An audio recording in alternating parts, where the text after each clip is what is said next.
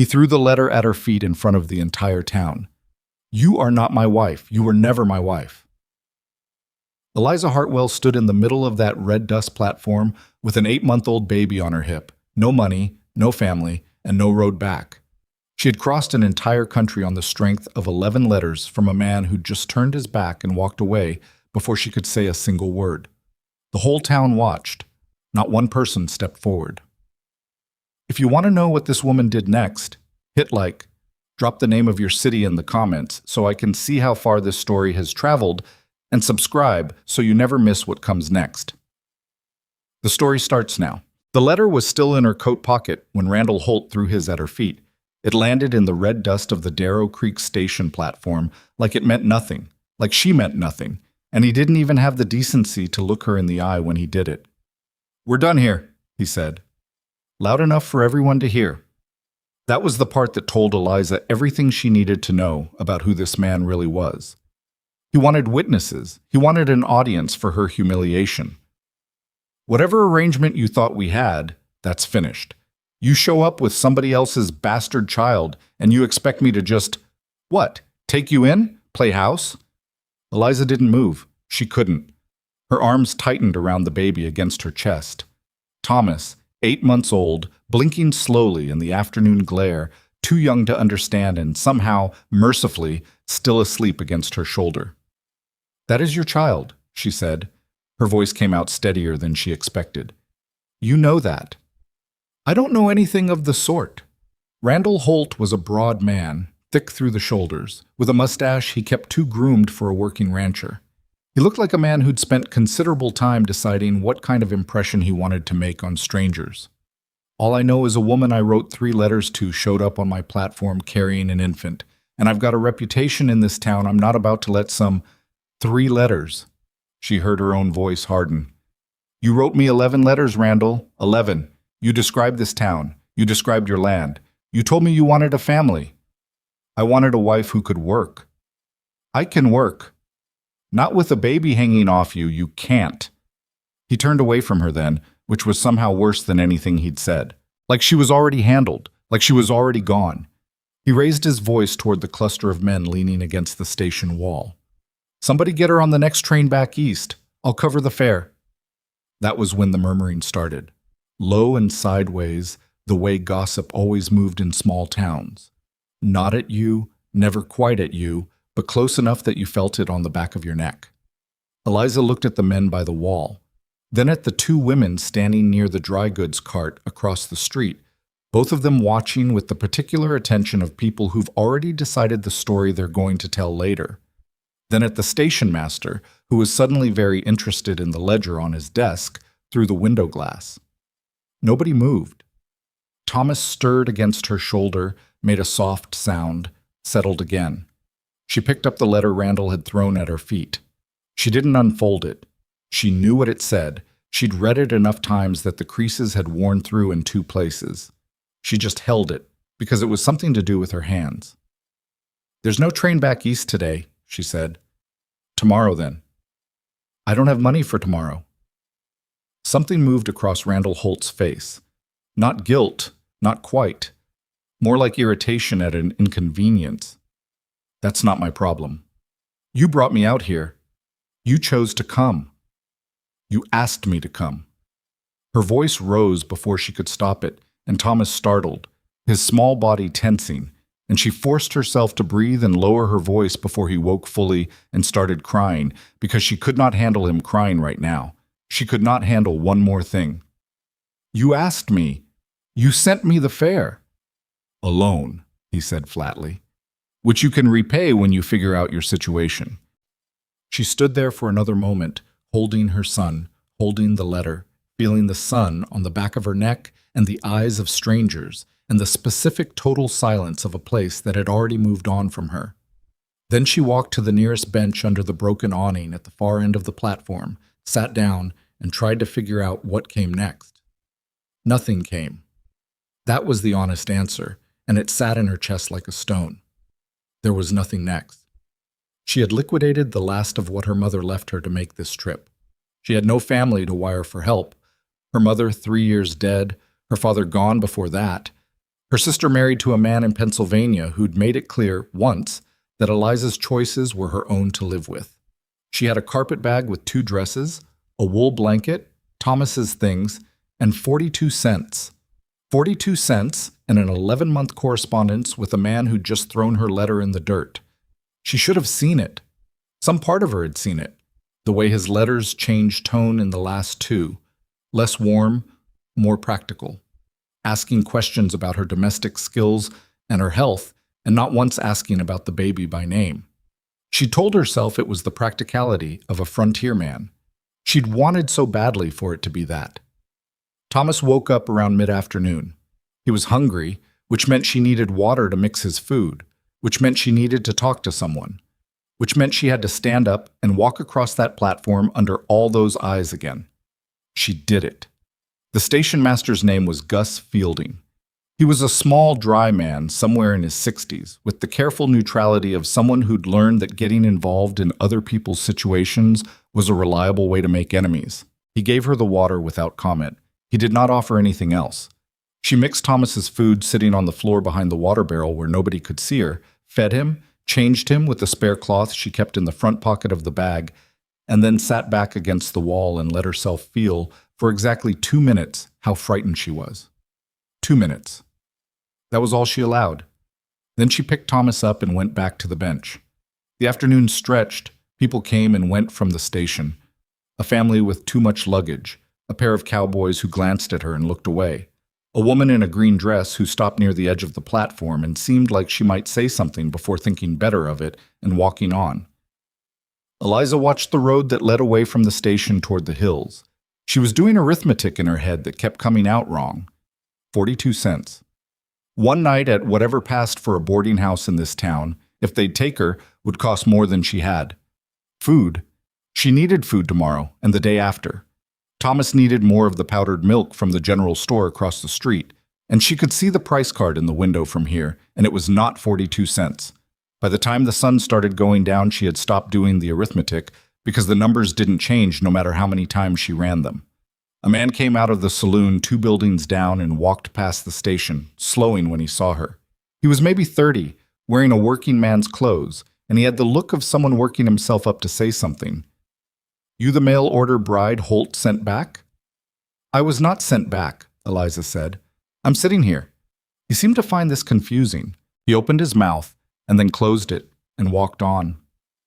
She held Thomas against her chest in the cooling evening air and watched the first stars come out and thought about what her mother used to say, that the worst moments were always the ones right before something changed.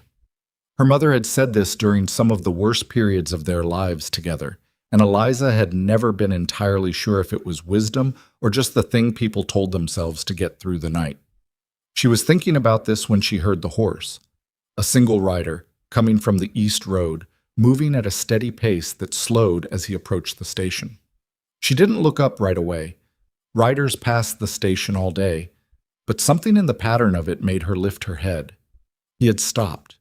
He was maybe 40, lean in the way of men who worked outdoors not for the aesthetic of it, but because the work required it. Dark hair going gray at the temples. A face that had spent a lot of time in weather and didn't apologize for it. He sat on his horse and looked at her with the particular directness of someone who was seeing exactly what was in front of them and not adding anything to it. "How long you been out here?" he said. "Since the afternoon train." He looked at Thomas. "That your boy?" "Yes." "He eat today?" The question surprised her. Not the concern, or maybe it was the concern that surprised her. "Yes." He nodded, looking at her with that same careful attention. Not pity, she realized. Not quite. Something more like assessment, the way you'd look at a fence line you were trying to understand. "You got somewhere to go tonight?" "I'm working on it," she said, which was not entirely true. He was quiet for a moment. Then he reached up and pulled his hat off, which struck her as an odd gesture for the middle of a conversation in a dirt street, and held it in front of him. "My name's Cole Mercer," he said. "I've got a ranch about 4 miles out. House has more rooms than I use. You can come if you want, or you can stay here. Either way is your choice." Eliza looked at him. Thomas was chewing on the edge of her shawl with the seriousness of a person making important work of it. "Why?" she said. Cole Mercer thought about that for a second. "Because nobody should sit on a bench all night with a baby." It was not a complicated answer. She turned it over anyway, looking for the catch in it, because she had just spent the better part of a year corresponding with a man whose letters turned out to be a performance, and she was not in a position to be naive about the motives of strangers. But the station was getting dark. Thomas would be cold by midnight, and there was something in Cole Mercer's face, not warmth exactly, more like plainness, the absence of performance, that made her think he'd said exactly what he meant, and nothing more. She stood up, settled Thomas against her hip, and picked up her carpet bag. "All right," she said. They went east. The road away from Darrow Creek was rough, and got rougher. Cole Mercer walked his horse so she didn't have to keep pace with a trot, and he didn't fill the silence with talk, which she was grateful for because she didn't have much left in her.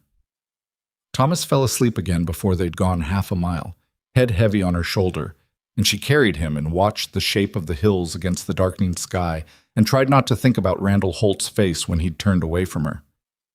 "You know him?" she said after a while. "Holt? Know of him." "What does that mean?" Cole kept his eyes on the road. "Means I've heard his name around town, seen him a few times." "And?" He glanced at her sideways.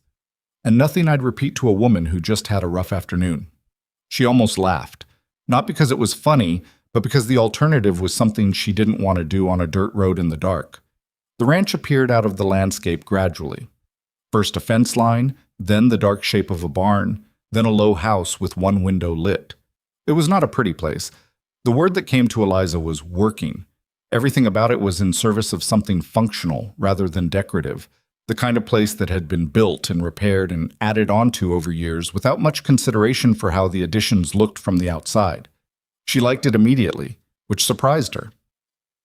Cole brought his horse to the barn first. She stood in the yard holding Thomas while he unsaddled and settled the animal, and she looked up at the clear sky overhead, more stars than she'd ever seen in one place, and breathed the cold desert air and tried to locate herself in the sequence of what was happening. Yesterday morning, she'd been on a train. This morning, she'd arrived at a station. This afternoon, she'd watched a man she'd agreed to marry throw a letter in the dirt and call her son a bastard in front of witnesses. And now she was standing in a stranger's yard in the dark. She was still standing in one piece. Thomas was still breathing against her neck. Those were the facts that mattered. Cole came back from the barn and led her to the house. Inside, it was spare and clean, in the way of a space kept by someone who lived alone and had particular habits about order. A table, a cast-iron stove, 2 chairs, a shelf of books along one wall that surprised her. She hadn't expected books. There was a door at the back that led to a hallway and another off the kitchen she couldn't see into. He built the stove up without ceremony and put a pot on. "I've got beans and cornbread from this morning," he said. "Nothing else ready." "That's fine." "Room at the end of the hall has a bed. Mattress is old, but it's clean." He paused. "My wife used to keep a cradle in there. I don't know if it's still... I haven't been in that room for a while." "Your wife?" He said it the same way she might say, "It rained last April." Something that had happened and was finished and didn't require elaboration. 3 years ago. Fever. "I'm sorry." He shrugged in a way that meant he'd heard the words enough times that they'd worn smooth. "Cradle's probably fine. I'll check it before you put him down." She sat at the table with Thomas in her lap and watched Cole Mercer move around his kitchen, and she tried to reconcile the image of the man with what she'd encountered in the previous 8 hours. Randall Holt's face. The station master's careful neutrality. The woman in the green dress who'd started to approach and then didn't. Cole set a bowl in front of her without asking if she was hungry, which was the right call, because she might have said she was fine, and she was not fine. She was hungry enough that her hands were shaking a little as she picked up the spoon. "Eat," he said, sitting down across from her with his own bowl. Not unkindly, she ate. Thomas sat on her knee and grabbed at the edge of the table with both hands, trying to pull himself up to standing in the way he'd started doing, full of unreasonable ambition about his own mobility. She steadied him with one hand and kept eating with the other. He's strong, Cole said, watching Thomas's efforts with something that wasn't quite a smile. He's determined, she said, which is not always the same thing. Cole's mouth moved. That time it was closer to a smile. No, he agreed. It's not. Mas. She put Thomas down in the cradle, which was fine, solid oak, dusty but sound, and stood in the doorway of the small room at the end of the hall and tried to remember the last time she'd slept in a real bed. The mattress was thin and the quilt on it was faded to near colorlessness, but the sheets were clean and there was a second blanket folded at the foot. She sat on the edge of the bed and pulled Randall's last letter from her coat pocket. She read it again, looking for the thing she should have caught. It was there. She could see it now in the way he'd started referring to our arrangement instead of anything warmer, in the single question about whether she was in good health and capable of regular labor, in the way he'd described the baby in that second-to-last letter as the situation you mentioned. Not a name, not a child, a situation. She had read it at the time and thought, he's nervous, he's a practical man trying to be practical about practical things. She had wanted to come west badly enough that she'd translated every warning into something benign. She folded the letter and put it back in her pocket and lay down with her coat still on and pulled the quilt up and listened to Thomas's breathing from the cradle and thought, all right, think, not about what went wrong, about what comes next. 42 cents. A ranch in the desert owned by a widower who hadn't spoken more than 100 words to her. An empty room with a clean bed. A baby who would need food in the morning, and a bath, probably, and who would wake up at least once in the night. That was what she had. She fell asleep faster than she expected to, and she didn't dream about anything. Thomas woke her at just past midnight. She could tell by the position of the moon through the small window. She got up, changed him in the dark, held him against her chest, and walked the short length of the room and back, the way she'd learned to do in the weeks after he was born, when she'd been so tired that she'd had to count her steps to stay upright. He settled after 20 minutes. She laid him back down and stood at the window. The desert outside was very still. She could see the fence line and past it, the dark flat of the land going toward the hills, and above everything that thick, unbroken scatter of stars. She thought about the train. She thought about Randall Holt's voice carrying across that platform. I don't know anything of the sort. Designed to land in the ears of everyone standing nearby. A careful calculation dressed up as outrage. She thought about Cole Mercer saying nobody should sit on a bench all night with a baby, and the plain way he'd said it, like it was simply true and required no defense. She didn't know what this place was. She didn't know what she was going to do tomorrow, or next week, or next month. She didn't know what Cole Mercer expected, or what she could offer, or whether any of this was going to hold together. But the stars were very bright, and Thomas was sleeping, and she was warm. It wasn't much, but it was more than she'd had 12 hours ago. Morning came in hard and bright the way desert mornings did, no gradual softening, just dark and then light. Eliza heard sounds from the kitchen before she was fully awake. The stove, a door, boots on the wood floor. And she lay still for a moment listening to the house, getting the shape of it. She got up and dressed and took Thomas, who was awake and in a sociable mood, tugging at her hair and making sounds that were almost words, and carried him out to the kitchen. Cole was already outside.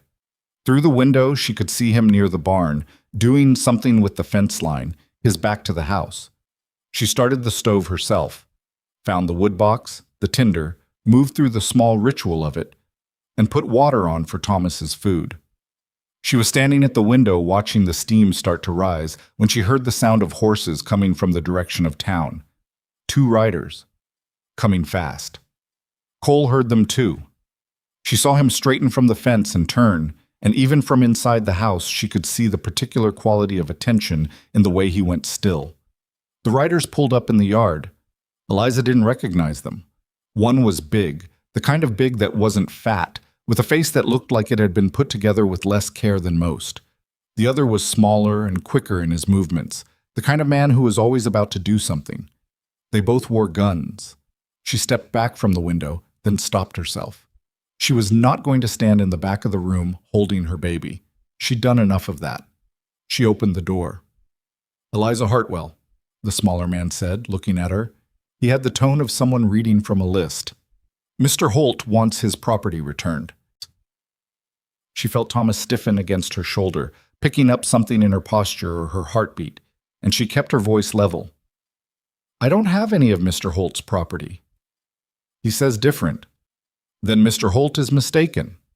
Cole had come around from the side of the barn and was standing at the edge of the yard now, not in front of the men, not yet, just present. The men glanced at him and then back at Eliza. "He's also saying you entered into a legal agreement with him and failed to fulfill it," the smaller man said. "Which is a matter we can settle peacefully or less peacefully, your choice." "What agreement?" Cole said. The small man looked at him with the specific impatience of someone who hadn't expected interference. "This doesn't concern you." "She's on my property," Cole said. "That makes it my concern." There was a moment, the kind of moment that goes one of two ways. The big man shifted his weight. The smaller one's eyes moved from Cole to Eliza and back. "Mr. Holt says she took a valuable piece of correspondence," the smaller man said finally. "Letters. He wants them returned." "Letters he sent to me," Eliza said, "as part of a correspondence he initiated. He says they're his.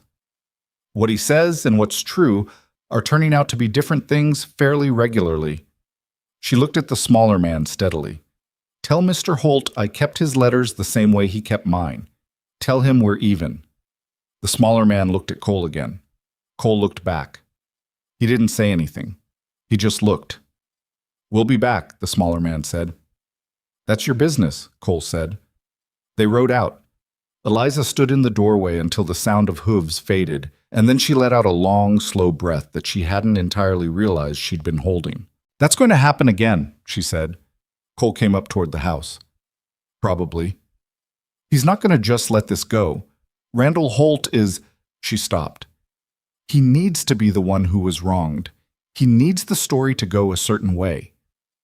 "I know the type." She looked at him. "What do we do?" Cole stopped at the foot of the steps. He looked at her and then at Thomas, who had managed to grab onto the door frame with one small hand and was pulling against her grip with everything he had, determined to stand. "What do you want to do?" he said. It was such a simple question. She almost didn't know what to do with it. Randall hadn't asked her what she wanted in 11 letters. No one in this town had asked her anything except Gus Fielding at the water barrel, and that had been whether she needed a cup. "I want to stay," she said. If there's... She stopped and started over. "I can work. I can cook. I can mend. I can help with the animals. I don't expect anything I don't earn. I just want to stay and I want Thomas to be safe." Cole nodded slowly, like he was thinking it through, and then he said, "All right. All right. All right." He went past her into the kitchen. "Come on inside. I'll show you where things are." Thomas let go of the door frame and grabbed instead for Cole's sleeve as he passed, with that unreasonable ambition that was already his most consistent quality. And Cole looked down at the baby's hand on his shirt, and something moved through his face, something complicated, and there for only a second. Then he reached down and very carefully steadied Thomas's grip so he didn't fall. Eliza watched this and did not say anything about it. She walked into the house, and the door swung closed behind them, and the morning was just beginning. Cole showed her where things were the way a man shows someone around a space he's stopped really seeing, pointing at shelves and cabinets with the slightly distracted air of someone who knows where everything is but hasn't thought about it in years. The pantry was deeper than it looked from the kitchen, stocked with the practical arithmetic of a single person's life: flour, dried beans, salt pork, coffee, a row of canned goods he'd put up himself in the fall. He told her the well was 30 yards from the back door, and the rope needed replacing before winter. He told her the stove ran hot on the left side, and she should account for that. He told her the chickens were in the small coop behind the barn, and they'd been laying well. He didn't tell her what he expected in return for all of it. She didn't ask yet. There was a version of this conversation that needed to happen, where the terms got laid out plainly, and she knew exactly where she stood, but it was not yet 8 in the morning, and she was still wearing yesterday's clothes, and Thomas needed a bath before anything else, so she let it wait. The bath happened in a tin tub in the kitchen with water. She heated herself, Thomas splashing with the focused enthusiasm of a person who had discovered water and considered it a personal triumph. He soaked her sleeve to the elbow within 30 seconds and seemed very pleased about this. She scrubbed him clean and wrapped him in the extra cloth from her bag and held him against her chest while he dripped. And for a few minutes there was nothing but the warmth of the stove and the smell of wood smoke and the solid weight of her son, and she let herself just be in those few minutes without reaching ahead into all the uncertainty that was waiting for her. Then she put him down on the quilt she'd spread on the kitchen floor and went to figure out what she could make for breakfast with what was in the pantry. Cole came back in while she was cutting the salt pork. He stopped in the doorway. He looked at Thomas on the quilt, who was chewing on the corner of it with great seriousness, and then at the skillet she'd gotten down from the hook by the stove. "You don't have to do that," he said. "You fed us last night. Seems fair." He sat down at the table. She could feel him watching her work, not intrusively, just present, the way someone watches a thing that's different from what the room usually contains. "You cook much?" he said. "Enough." She laid the pork in the skillet and listened to it hit the heat. "My mother was sick the last 2 years. I kept house." "Where was that?" "Ohio, small town. You wouldn't know it." He didn't push. She appreciated that. "What about you?" she said, because the silence was comfortable enough that a question fit into it without pressure. "You do all this yourself?" "The ranch." "Had a hand last year. He moved on in the spring." So yes, son." She flipped the pork. 4 miles is a long way to ride to a train station. "I had business in town." "You rode home past the station." "It's on the way." She looked at him over her shoulder. He was looking at the table. "You knew I was there," she said. "Someone told you." He was quiet for a beat. "Gus Fielding mentioned it. Said there was a woman with a baby been sitting there since the afternoon." Gus Fielding barely looked at me. "Gus Fielding talks more than he looks." Cole's fingers moved on the table edge. "He said Holt turned her out at the platform. I didn't like the sound of it." Eliza turned back to the skillet. She thought about the station master and his careful ledger and his careful not looking, and the fact that apparently he'd been paying more attention than she'd credited him for. "Well," she said, "tell him I said thank you. Tell him yourself. He'll be pleased." She almost smiled. See. The morning settled into a pattern that she hadn't planned and didn't expect. She cleaned up after breakfast while Thomas napped, then found herself standing in the main room of the house looking at what needed doing and making a list in her head before she'd consciously decided to make one. The floors needed sweeping. The windows, the 3 she could see, had accumulated a season's worth of dust on the inside and the outside both. There was a pile of mending on the chair near the door, work shirts and a pair of trousers, things that had been set down for later and apparently never retrieved. She started with the floors. She was not sure what she was doing, exactly, or what right she had to do it in a man's house she'd been in for less than 12 hours. But the alternative was sitting still and waiting for whatever was going to happen next. And sitting still had never suited her. Her mother used to say that Eliza cleaned things when she was afraid. Her mother had not meant this as a compliment. She'd swept half the main room when Cole came back inside from the yard. He stopped and looked at the floor, then at the broom in her hand. "You don't have to." "I know," she said. "I'm doing it anyway." He watched her for another second, then went to the back room, came back with his hat, and went outside again without another word. She swept the rest of the floor and started on the windows. The trouble arrived just before noon. She heard the wagon before she saw it. A different sound from the 2 men on horseback that morning, heavier, slower. She went to the window and looked out and saw a wagon coming down the road with a man driving it she didn't recognize, and a woman beside him, and behind them, riding separately on a gray horse, Randall Holt. He'd brought more people this time. Eliza set down the rag she'd been using on the window glass and picked up Thomas from the quilt. She went to the door and opened it and stood on the top step because she was not going to be caught inside looking out through glass. Cole came around the side of the barn. The wagon stopped in the yard. The man driving it climbed down. He had the look of someone official, or trying to look official, which wasn't quite the same thing. He was wearing a jacket that was too heavy for the morning warmth and carrying a folded piece of paper with the care of someone who'd been told it was important. "Miss Hartwell," the man said. "I'm Deputy Aldous Crane, Darrow Creek. I've got a civil notice here regarding a matter of—" "Let me see it," she said. He blinked. He'd expected, probably, for her to step back. She came down 2 steps instead and held out her free hand. He gave her the paper. She read it with Thomas sitting on her hip, chewing on her collar with the indifference of someone who hadn't yet learned that certain moments were supposed to be frightening. The notice was written in the officious language of someone who'd had partial access to legal forms and was filling in the gaps from imagination. It claimed she had entered into a binding agreement of matrimonial intent with Randall Holt and had failed to fulfill said agreement while retaining property conveyed in good faith. The property was the train fare. He was suing her for the train fare. She looked up at Randall Holt on his gray horse. He was looking at a point somewhere to the left of her face, which she recognized now as a deliberate technique.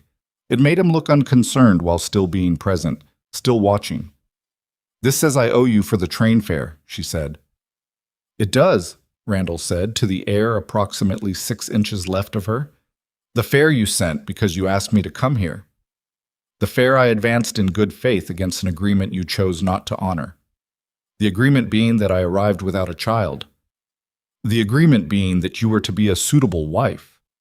His voice had a particular texture, not loud, not heated, the tone of a man reciting something he'd practiced until it sounded reasonable. "The situation you presented upon arrival made that impossible." "The situation," she said, "is your son." Randall Holt finally looked at her, just for a second, and then away again, but she'd seen it. The flicker of something that cost him, whatever he'd buried under all this performed practicality.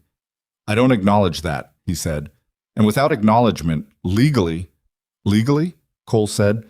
He'd come up to stand about 10 feet behind Eliza, and his voice wasn't raised, but it cut through Holt's sentence cleanly. Deputy Crane turned to look at him. "This is a civil matter," Crane said carefully. "I know what it is."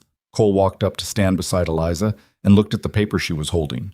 "It's a man trying to use a legal notice to bully a woman who doesn't have a lawyer."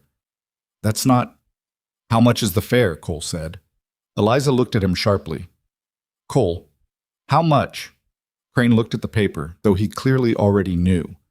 $14.30. Cole reached into his vest pocket and produced his wallet and counted out $14.30 and held it out to Deputy Crane. The yard went very quiet. Crane took the money slowly, like a man who'd expected a different kind of morning. "That clears the debt," Cole said. "Anything else on that paper?" Crane looked at Randall Holt. Holt was staring at Cole with the particular expression of a man who'd arrived with a script and found the other party hadn't read it. "The correspondence," Holt said finally. "She has letters that you sent her," Cole said, "as part of asking her to come here. Those are her letters. There are things in them that are what?" Holt stopped. The woman on the wagon seat was looking at him with an expression Eliza couldn't entirely read, not quite embarrassed, something more complicated than that. "That settles the civil matter," Cole said to Crane. "If there's something else, you'll need to come back with a different kind of notice." Crane looked at the money in his hand, then at Holt, then at Cole. "Nothing else on the notice," he said. "Then good day," Cole said.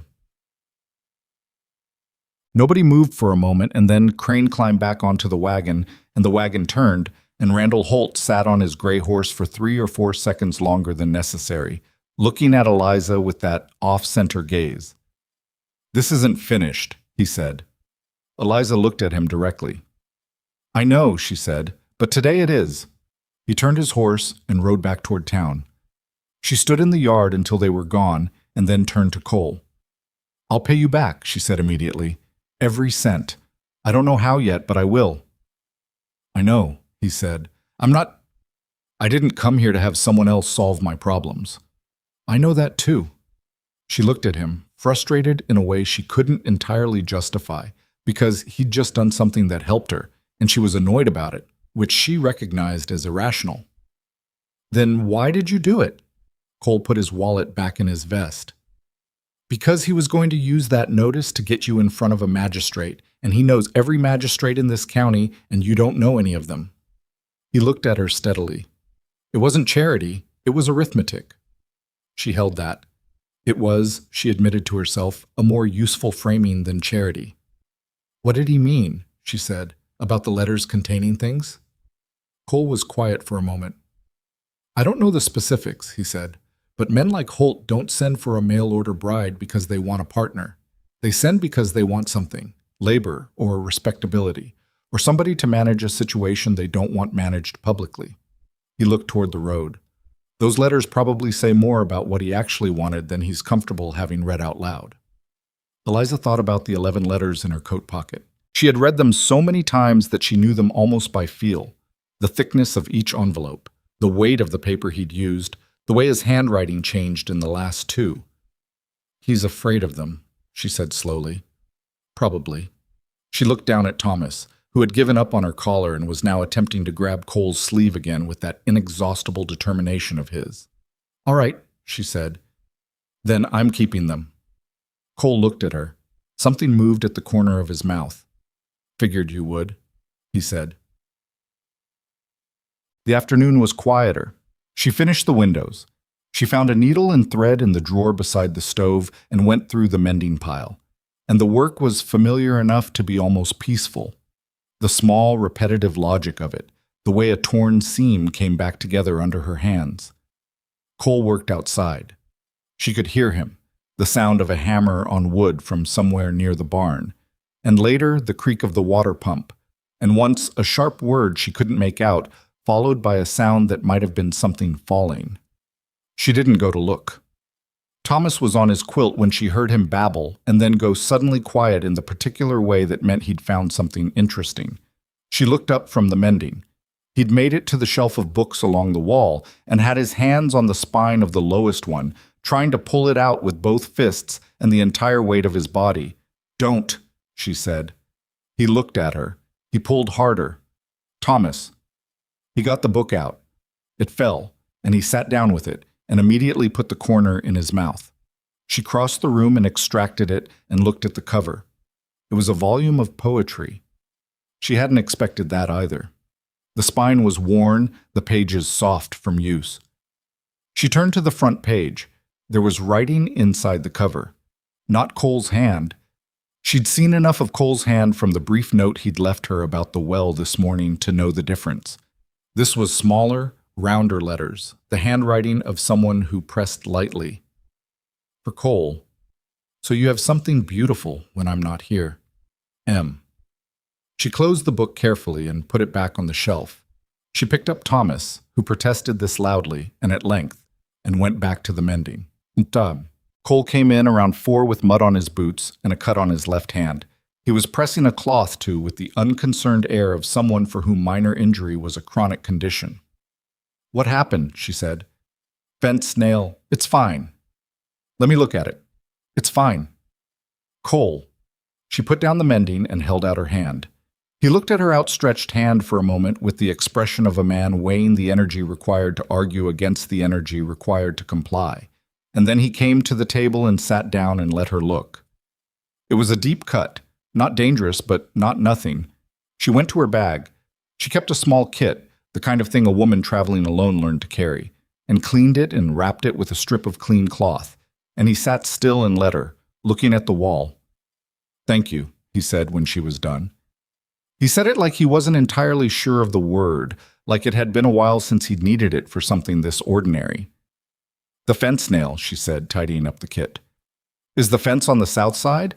I noticed this morning it looked like some of the posts were tilting." He looked at her. "You noticed the fence posts?" "I was looking out the window." "Most people look at the hills." "I look at whatever needs looking at." She sat back down across the table. "Is it the south side?" "East," he said. "Part of the south needs work too, but the east is what gave today." "Can you fix it before winter?" "If I get to it." "Is there something stopping you?" "Time," he said. "I've got 8 things that need doing before the cold comes, and enough hours in the day for about 6 of them." "Which 8? He looked at her again, the same particular look, like he was recalibrating something. "The east fence, the south fence, The barn roof. 2 sections. The root cellar door, it doesn't seal right. Water barrel needs banding, the iron's going. The back pasture gate, the hinge is almost gone. Winter feed, I've got enough stored, but not by much. And the flue on this stove needs cleaning before we're running it full time. Eliza counted. That's 8. I said 8. I can do 3 of those. He waited.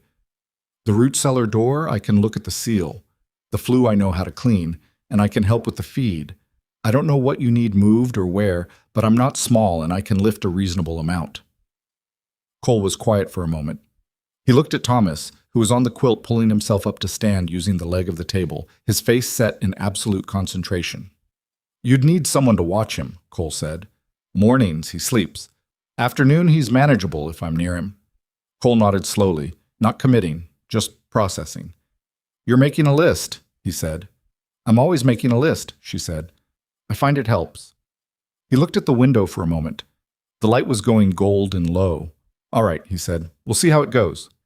It was not a warm answer, or a certain one, but it was an honest one, and she'd take that. But that evening, she cooked a proper meal for the first time. Beans that she'd put on to soak in the morning. A cornbread that came out darker than she'd meant, because of the hot left side of the stove, but was still edible. Dried apples she'd found in the bottom of the pantry and stewed with some of the brown sugar. Cole ate everything she put in front of him without comment and without leaving anything on the plate, which she recognized as the honest form of praise from a man who was not in the habit of offering the other kind. After she'd put Thomas down, it took longer than the previous night. He'd been overstimulated and wanted to fight sleep with everything he had. She came back to the kitchen and found Cole at the table with a cup of coffee and one of the books from the shelf. He looked up when she came in. There's coffee, he said. She poured herself a cup and sat across from him. It was the first time they'd been in the same room without something immediate requiring attention, and the quiet had a different texture to it. Not uncomfortable, just unfamiliar, like new furniture that hadn't yet found its place. Can I ask you something? She said. He set down the book. The woman on the wagon today, she said, with Crane and Holt. I didn't recognize her. Margaret Solis, Cole said. Her husband owns the dry goods store. She knows Holt. Everybody knows Holt. He's been in this valley 12 years. Cole turned his coffee cup. Margaret Solis is a decent woman. She was probably there because Crane asked her husband to come, and she came along. She was looking at him like she knew something, Eliza said. Holt, the way she was watching him. Cole was quiet for a moment. There's been talk, before you came, that Holt's land is bigger than it should be, given what he had when he arrived. He looked at his cup. He's had 4 or 5 parcels come to him in the last few years from men who went broke or moved on. Every time someone has a bad season, somehow Holt ends up with their land. Eliza felt something shift in her chest. Not surprise exactly, more like recognition. The shape of a thing she'd been sensing without seeing clearly. He needed money, she said slowly. That's why he sent for me. Not a wife. Money, or what a wife would bring. My mother's estate, what was left of it. I mentioned it in my 3rd letter, that there was a small inheritance. Cole looked at her. It's mostly gone, she said. I used it for the trip and for Thomas the first months, but he didn't know that. He just knew I'd said there was something. She watched Cole's expression as he thought it through. He abandoned you at the station, he said, because you arrived with a baby, which changed what he'd calculated. No inheritance coming in, and a baby he'd have to acknowledge or fight, either way a complication. So he cut his losses publicly in a way that made me look like the one who'd broken the agreement. She looked at her coffee. He's careful. He is, Cole said. The letters, she said. The ones he wants back. I need to read them again, more carefully than I have been. What are you looking for? She looked up. Whatever he's afraid I'll find. Cole looked at her for a long moment. Then he picked up his book again, but not in a dismissive way, more like a man who'd heard something that needed sitting with. All right, he said. She took her coffee to the small room at the end of the hall, and she sat on the bed, and she spread Randall Holt's 11 letters out in order on the quilt, and she started reading them the way she should have read them the first time. Not as promises, but as evidence. The third letter mentioned land, casually, in passing, as something he'd recently consolidated from a neighbor who'd decided to move on. The fifth letter described a water right he'd acquired at a fair price from a man who had no more use for it.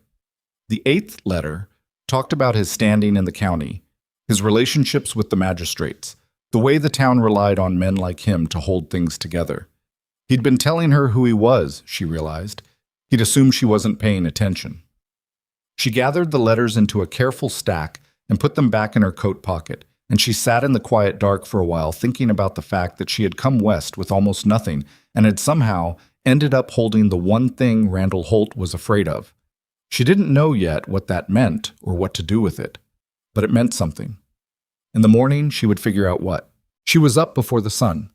Not because Thomas woke her, he slept through the night for the first time in weeks, as if the desert air had finally given him something her arms alone couldn't, but because her mind had been working all night at the problem of Randall Holt's letters, turning them over like stones, checking what was underneath.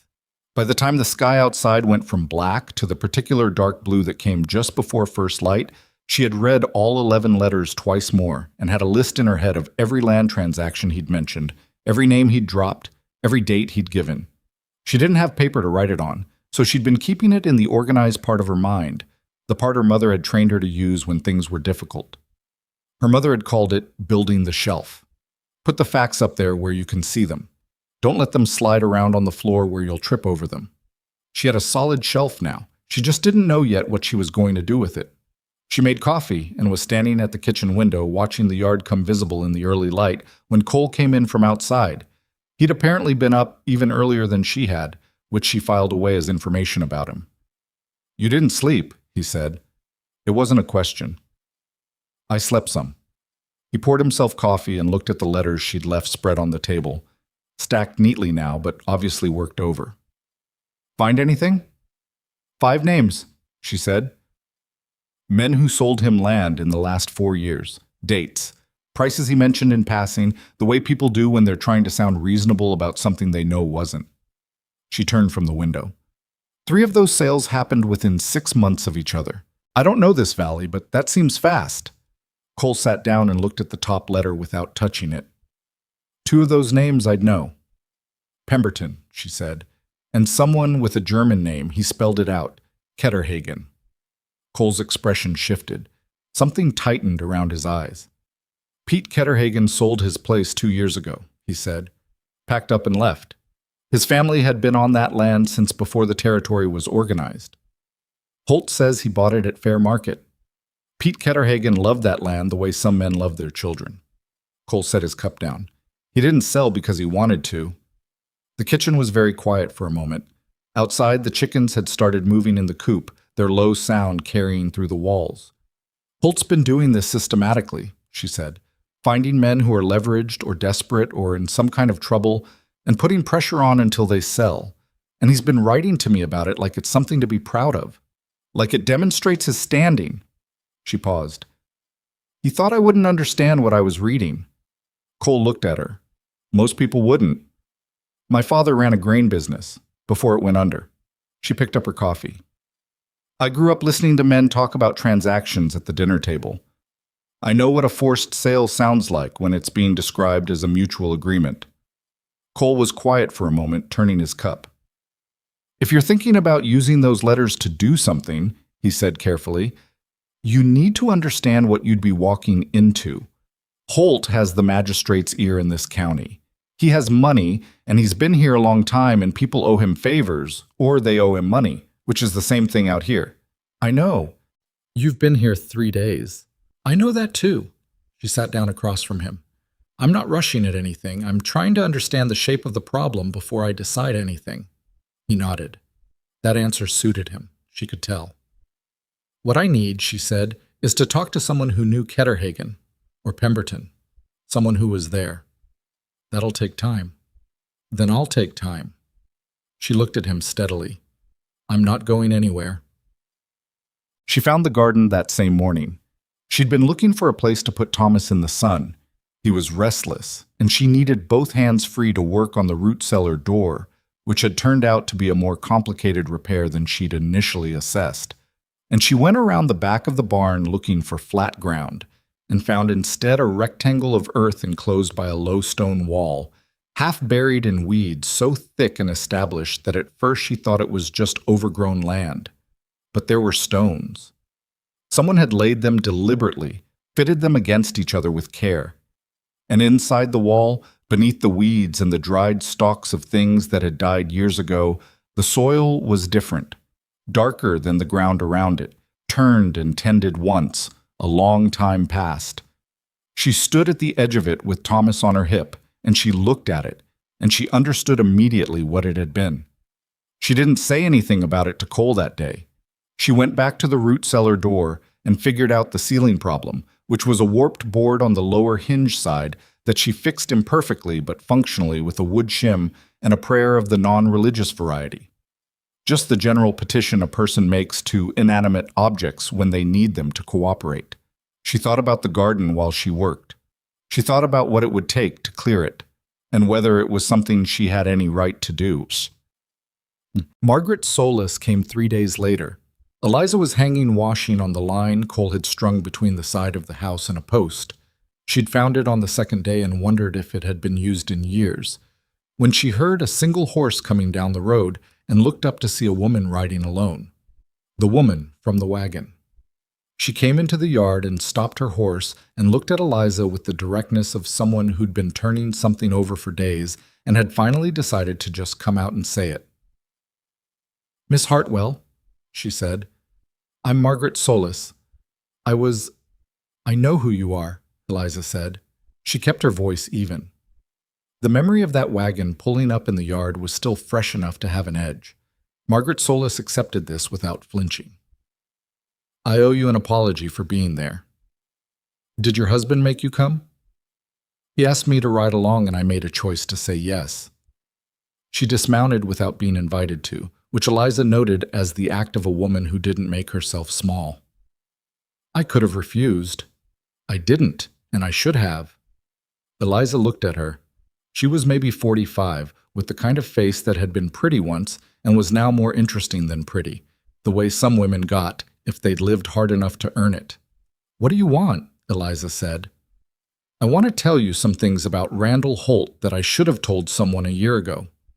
Margaret's jaw was set in the way of a person who'd been carrying something they were tired of carrying. "And I want to know if those letters you have say what I think they say." Eliza looked at her for a long moment. Then she pulled a shirt off the washing line and folded it. "Come inside," she said. They sat at the kitchen table, the two of them, with Thomas on his quilt in the corner and the sound of Cole's hammer from the east fence reaching them faintly through the open window. Margaret Solis told her about a man named Gerald Webb. Gerald Webb had owned 40 acres on the north edge of the valley, good land with a creek running through it, and he'd fallen behind on a loan 2 winters back after a bad season. The loan was held by a man in town named Driscoll, who happened to be the law partner of the county magistrate, a man named Cutter. Holt had approached Webb when he was 3 months behind, had offered to buy the land for a price that was about 60% of what it was worth. Webb refused. Holt waited. When Webb was 5 months behind and the foreclosure was coming, Holt's price dropped to 45%. Webb still refused. The foreclosure notice arrived with Magistrate Cutter's name on it. Webb sold to Holt for the 45%. "My husband did business with Webb," Margaret said. "He told me what happened. Said it wasn't right, but there was nothing to be done because Cutter was involved and nobody challenges Cutter's court." "Is that the only one?" Eliza said. Margaret's mouth pressed. 3 more I know of directly. Others I've heard about secondhand." Eliza looked at the stack of letters on the table between them. "He wrote to me about Gerald Webb's land," she said. "He called it a distressed acquisition at favorable terms. He seemed to think that was a mark in his favor." Margaret looked at the letters. "Did he mention amounts?" $4,800 is the number he used for one transaction. Doesn't say whose." "That's Webb's acreage." Margaret's voice was flat. "That land was worth $10,000 if it was worth a cent." The hammer sounds from the fence had stopped. The morning was very still. "If someone were to bring this to—" Eliza started. "Not Cutter," Margaret said immediately, "and not the county sheriff, Nolan Briggs, who is Cutter's brother-in-law. She looked at her hands on the table. There's a federal land office in Mill Haven, 40 miles east. A man named Reyes there who I've heard is honest, or at least honest enough that Holt hasn't managed to buy him. Federal? Eliza said. Federal, Margaret confirmed, which is the only way around Cutter. That's a long road, Eliza said, and I'd need more than letters. Letters where a man brags about his own business deals aren't the same as testimony. No, Margaret said. You'd need the men themselves. Webb, Ketterhagen, Pemberton, maybe, if you can find him.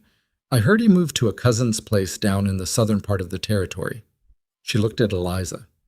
You'd be asking men who already lost to stand up in front of a federal officer and tell what happened. That's not a small thing to ask. No, Eliza agreed. It's not. They sat with that for a moment. Thomas, from his quilt in the corner, made a sound of great accomplishment and toppled onto his side and lay there examining the ceiling with the peaceful satisfaction of someone who'd completed a complicated task. Margaret Solis looked at him. Something shifted in her expression. Not softened exactly, more like allowed. He's a good-looking boy, she said. He's a determined boy, Eliza said. The looks are incidental. Margaret almost smiled. How old? 8 months? The older woman nodded and looked back at the letters. You know this will make Holt angry. He's already angry, Eliza said. He was angry the moment I walked off that platform and didn't disappear. Angry in a different way, Margaret said. He's been annoyed. If you start pulling at this, she paused, he'll try to run you out, not with men this time. How then? Talk, Margaret said simply. He'll make sure everyone in this county knows who you are and what he says about you. A woman who came out here under false pretenses and is now trying to extort a respectable man with private correspondence. That's the story he'll tell. Eliza was quiet. That story will follow you, Margaret said. It wasn't a threat. It was the plain accounting of a woman who knew how the machinery worked. My name is already in the dirt, Eliza said. He put it there at the train station in front of witnesses. I don't have a reputation left to protect in this town. There's your son to consider. Eliza looked at Thomas, who had managed to roll back onto his stomach and was now trying to reach the edge of the quilt with the single-minded focus that characterized everything he did. There's my son, she agreed, which is exactly why I'm considering all of this. Margaret Solis looked at her for a long moment. Then she reached into the front of her coat and produced a folded piece of paper that she set on the table between the letters. That's Gerald Webb's address, she said. I had it from my husband's files. She stood up. The rest is up to you, Dad. Cole came in for the midday meal and found Eliza at the table with a new arrangement of papers in front of her. The 11 letters, Webb's address, and a piece of old brown paper she'd found in the back of the pantry on which she'd written out her shelf in neat columns. Names, dates, transactions, connections. He stood in the doorway and looked at it. You've been busy, he said. Margaret Solis came. He was quiet for a moment, then came in and sat down. She told him what Margaret had said, all of it. He listened without interrupting, which she'd come to understand was not passivity in him, but the specific attention of someone who listened to everything before they formed an opinion. When she finished, he looked at the paper with the columns. Millhaven is 2 days by wagon, he said. 1.5 if the road's dry. I know. And Webb and Ketterhagen would have to be willing to talk. I know that too. Eliza. He said her name the way he said most things. Plain, without emphasis. Just the word. What are you actually trying to do here? Get justice for men you don't know, or protect yourself? She'd been waiting for that question, or a version of it, and she'd worked out her answer in the hours of the morning. Both, she said. I'm not going to pretend this is pure altruism. I'm trying to stay here, and I'm trying to make sure Holt can't come after Thomas through the courts with a magistrate in his pocket. That's the real problem. If he wanted to, he could make a legal argument about Thomas being... She stopped. About paternity. And Cutter would hear it. Cole's expression didn't change, but something went still in him. He hasn't done that yet, he said. He hasn't needed to yet. I've been here a week. He thinks I'll give up and leave. She looked at the columns on the brown paper. When he figures out I'm not leaving, he'll look for the most effective lever. And that one. She didn't finish the sentence. Cole sat with that for a moment. If Reyes at the federal land office looked at this, he said slowly, and opened an investigation into the land transactions, even the beginning of an investigation, it would put Holt on the defensive, would change what he has capacity to do. Yes. But we'd need Webb to talk. Eliza looked at the address Margaret had left. I'd like to go see him. Cole looked at her. That's a 3-day trip, out and back.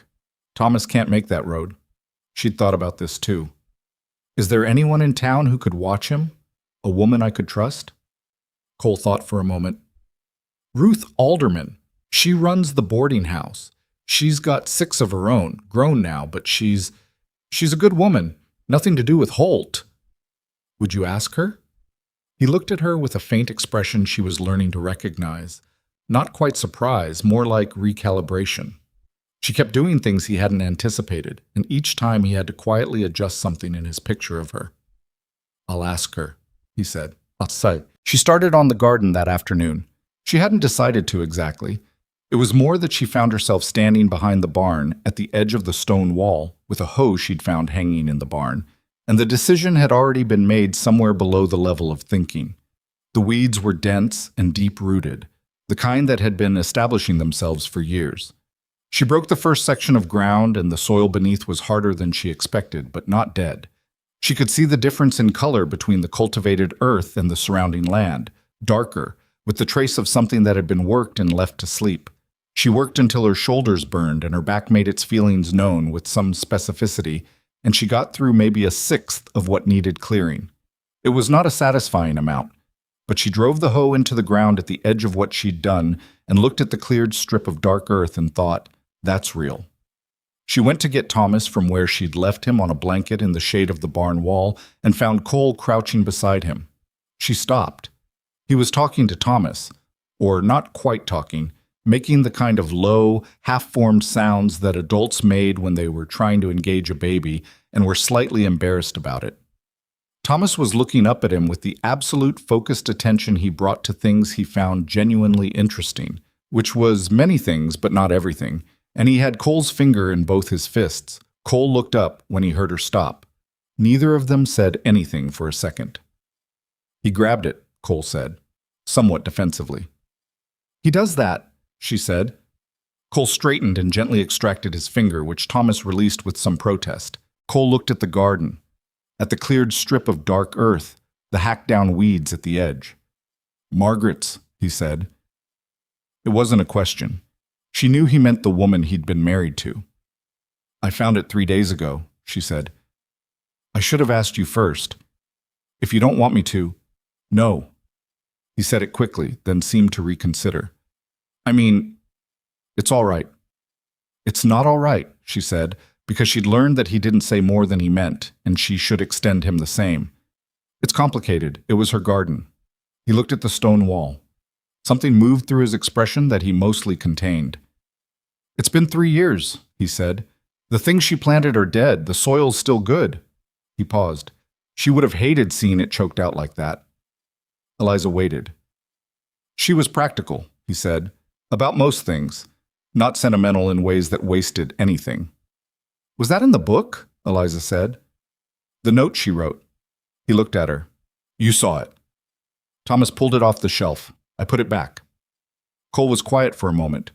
He picked up Thomas, who made an immediate grab for his ear with the opportunism of someone who'd found a new target. She wrote that the year she knew she was sick, he said. He said it the same way he said most difficult things, not without weight, but without decoration. She was trying to leave me things to... He stopped. She was thoughtful that way.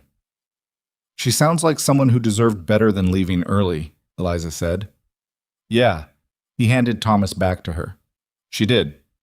He went back toward the barn, and Eliza held her son and looked at the strip of cleared garden earth and thought about the particular grief of a practical man, the kind that didn't announce itself, that just lived in the spaces of ordinary things, in an empty room at the end of a hall and a book of poetry on a shelf and a garden gone to weeds. She picked up the hoe and went back to work. The next morning brought a different kind of trouble, Cole had ridden into town to speak with Ruth Alderman about Thomas, and Eliza was alone at the ranch with the baby when a single rider came down the road. Not the two men from before, not Holt, but someone she didn't recognize, young and thin, riding fast. He pulled up at the gate and called out, "Miss Hartwell?" She came to the porch. "Who's asking?" "Name's Avery. I worked for Pete Ketterhagen." He was out of breath, or nervous, or both, and he kept looking at the road behind him. "I heard you were here. I heard about the letters." She came down off the porch. "How did you hear?" "Margaret Solis told my aunt." He dismounted, and his horse was lathered slightly. He'd been riding hard. "Miss Hartwell, I was there when Holt's man came to see Ketterhagen. I was 16. I was working the land with Pete. I heard everything." She looked at him.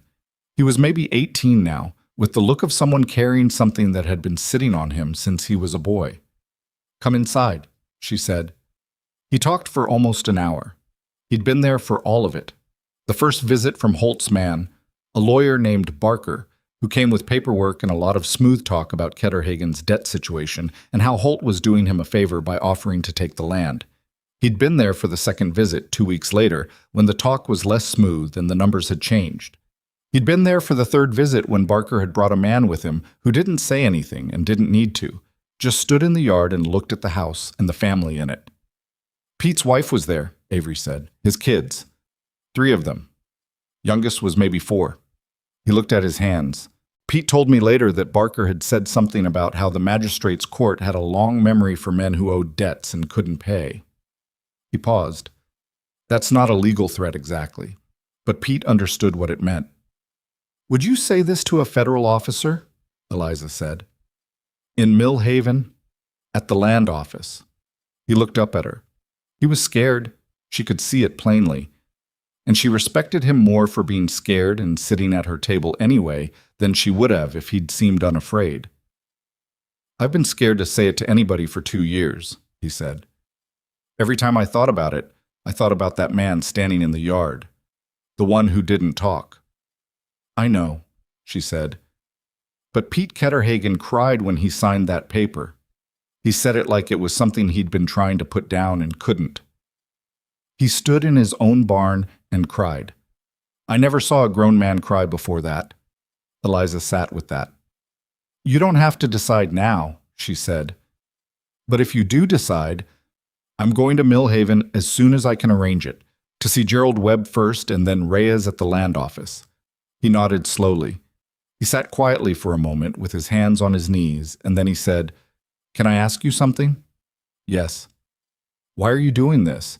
You don't know any of these men. You just got here."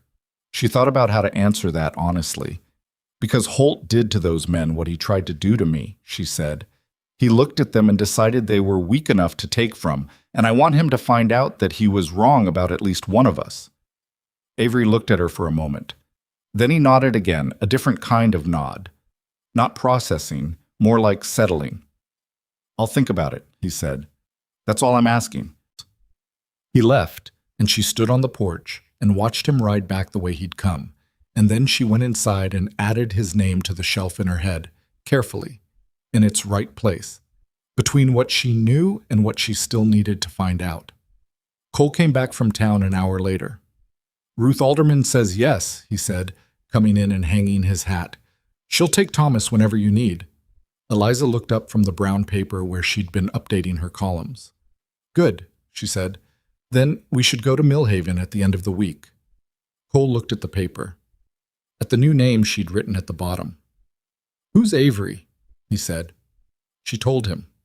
He sat down slowly. He listened to all of it the way he always did, with that particular quality of attention. When she was done, he looked at the columns, the names, the dates, the amounts, and then at her. "You've been here 12 days, he said. "I know. And you've built a case against the most protected man in this county." "I've started one," she said. "I don't have enough yet. That's why we need Webb." He was quiet for a moment. "Eliza," he said. "Cole." The corner of his mouth moved. "You know what you're walking into." "I know what I'm walking into if I don't do anything," she said. "That's worse." He looked at her steadily. She looked back.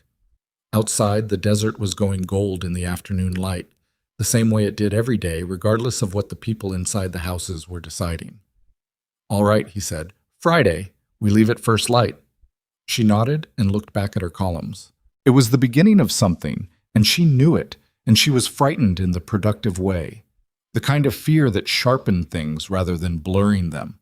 The kind that told her she was moving in the right direction. She made the shelf steady in her mind, checked each item on it, and went to start dinner. They left at first light on Friday, the way Cole had said they would. Eliza had spent Thursday evening at Ruth Alderman's boarding house, getting Thomas settled, which turned out to be less of an ordeal than she'd feared, and more of one than she'd hoped. Thomas did not appreciate being put down in an unfamiliar place by unfamiliar hands, and he communicated this with the full range of his capabilities for about 20 minutes, before Ruth Alderman, who had raised 6 children and had the particular calm of a woman who had heard everything a baby could produce, simply held him against her broad shoulder and walked a steady circuit of the parlor until he gave up and fell asleep. "He's stubborn," Ruth said, not unkindly. "He comes by it honestly," Eliza said. Ruth looked at her with the appraising directness of a woman who had spent years reading people who came through her door. "Cole Mercer hasn't had anyone at that ranch in 3 years," she said. It wasn't a question or an accusation, just a fact being laid on the table. "I know," Eliza said. "He's a decent man. He was a decent man before, and the losing didn't change that, which is more than you can say for some." Ruth adjusted Thomas against her shoulder. "I'm telling you because decent men are rarer than people think, and they don't always know their own worth." Eliza looked at her son sleeping against this stranger's shoulder and felt something catch in her chest at the trust of it. The absolute, unearned trust of a sleeping baby. "I know what he is," she said quietly. Ruth nodded once, the subject apparently settled to her satisfaction. The road to Millhaven was rough for the first 6 miles, and worse after that. Cole drove the wagon, and Eliza sat beside him with her coat pulled close against the early morning cold, and the desert opened up around them in the particular flat immensity that she was still learning to read. Not empty, she'd come to understand, just organized differently than the landscapes she'd grown up in. Everything here was lower to the ground and further apart, and tougher than it looked. They didn't talk much the first hour. Cole was focused on the road, which deserved the attention, and Eliza was running through her arguments in her head the way she'd been doing for 3 days. What she would say to Gerald Webb, what she needed from him, how to ask without making it sound like she was using him, because she was partially using him, and she was honest enough with herself to acknowledge that, and she wanted to be honest enough with him to acknowledge it too. "You're rehearsing," Cole said, around the second hour. She looked at him. "How can you tell?" "Your lips move a little." She hadn't known that about herself. "I'm thinking about Webb. What to say?" "Just tell him the truth," Cole said. "Men who've been taken advantage of have good instincts for when someone's working an angle. If you come at him straight, he'll know it." "And if he says no?" Cole kept his eyes on the road. "Then he says no. And you go to Reyes with what you have. What I have isn't enough. Maybe Reyes will think different." She sat with that. The wagon hit a bad stretch of road and lurched, and she grabbed the sideboard and Cole steadied the horses with the automatic ease of someone for whom this was simply Tuesday. "Can I ask you something?" she said, when the road smoothed out again. "You can ask." "Why are you doing this? Coming with me? You could have lent me the wagon and stayed with the fence." He was quiet for a moment. The particular quiet that meant he was deciding how to say something rather than deciding whether to say it. "Because you shouldn't have to walk into a federal office alone," he said. "And because if Holt finds out you've gone to Millhaven, which he will, he should find out you didn't go alone." "That's practical," she said. "It is. Is there another reason?" Another pause. The horses moved, the desert spread out, the sky overhead was a hard pale blue that would deepen as the morning went on. "Ketterhagen," Cole said. "I knew Pete Ketterhagen, not well, but he was a good man. I knew about him selling, and I didn't—" He stopped. "I told myself it was his business, that I didn't know enough to say anything. Did you know enough?" "I knew enough to have a suspicion," he said. "Which isn't the same as evidence, but it's more than nothing, and I let it sit. He looked at the road. I'm tired of letting it sit. Eliza nodded. She didn't say anything else about it because it was a complete answer and didn't need addition. Gerald Webb's cousin's place was a small farm on the south edge of the territory, 20 miles past Millhaven. They found Webb himself in the barn, a thin man somewhere in his late 50s with the specific look of someone who had done hard physical labor his whole life and had recently stopped, not by choice, she could tell, but because something had gone out of him. He moved carefully, like a man keeping an eye on his own energy. He looked at them in the barn doorway with the wariness of someone who had learned to be careful about strangers showing up. Mr. Webb, Eliza said, my name is Eliza Hartwell. I know who you are, he said. Margaret Solis wrote to my cousin. He looked at Cole, then back at her. Said you had letters. I do. He was quiet for a moment, looking at the barn floor. Then he set down the harness he'd been holding and said, Come in then. They sat on bales of hay in the cool of the barn. Eliza laid 3 of Holt's letters out on the flat top of a wooden crate between them and pointed to the relevant passages without touching them, the way she'd practiced. Webb read slowly. She watched his face while he read. She watched the muscles around his jaw work. He called it a distressed acquisition, Webb said. His voice was flat and dry as the dust. Yes. At favorable terms. He set the letter down carefully. You know what the favorable terms were? I got $4,200 for land my father built on. Land I was born on. My kids were born on. He looked at the wall of the barn. The well alone was worth more than that. The water rights he got with it. He turned around and charged Pemberton for water access inside of 6 months. Would you say that to a federal officer? Eliza said. He looked at her. That's what you came to ask. Yes. Margaret said you were direct. I find it saves time. He almost smiled at that. Just a flicker. What makes you think Reyes and Millhaven can do anything? Cutter's been running this county for... Cutter is county, Cole said. Reyes is federal, different jurisdiction. Holt's got lawyers. So does the Federal Land Office, Eliza said. And they have lawyers who don't owe Holt money, which is the important difference. Webb looked at the letters again. He put his hand flat on the one that described his land, not picking it up, just touching it, like confirming something was real. My wife won't go back to that valley, he said. Even if I got the land back, she won't. Eliza didn't say anything. There wasn't anything useful to say about that. But I'll talk to Reyes, Webb said. He said it the way a person says something they've been working toward for a long time and have finally gotten to the edge of. I'll tell him what happened, all of it. Thank you, Eliza said. He shook his head. Don't thank me. I should have done it before I signed. Shouldn't have needed a woman who's been in this territory 2 weeks to come down here and ask me. He picked up the letters and handed them back to her. You're keeping these? Yes. Good. He stood up, and the energy of decision had done something for him. He stood a little straighter than when they'd come in. Give me 2 days. I'll come to Millhaven. The Federal Land Office in Millhaven was a building that looked more serious than most buildings in the territory. Stone foundation, proper glass windows, a sign that had been repainted recently. The kind of place that meant to convey permanence. Eliza and Cole had taken a room at the town's one hotel. 2 rooms adjacent, which they'd arranged without discussion and without awkwardness in the straightforward way they'd developed for practical matters. And in the morning she dressed carefully, in the better of her 2 dresses, and put her hair up properly, and took the letters and her sheet of columns and her list of names and dates. She looked at herself in the small mirror on the wall. She didn't look like a woman who'd been sitting on a train station bench 3 weeks ago. Or maybe she did, and had simply forgotten what that woman looked like. Either way, she picked up her things and went to find Cole. Isaiah Reyes was not what she expected, which was her own failure of imagination.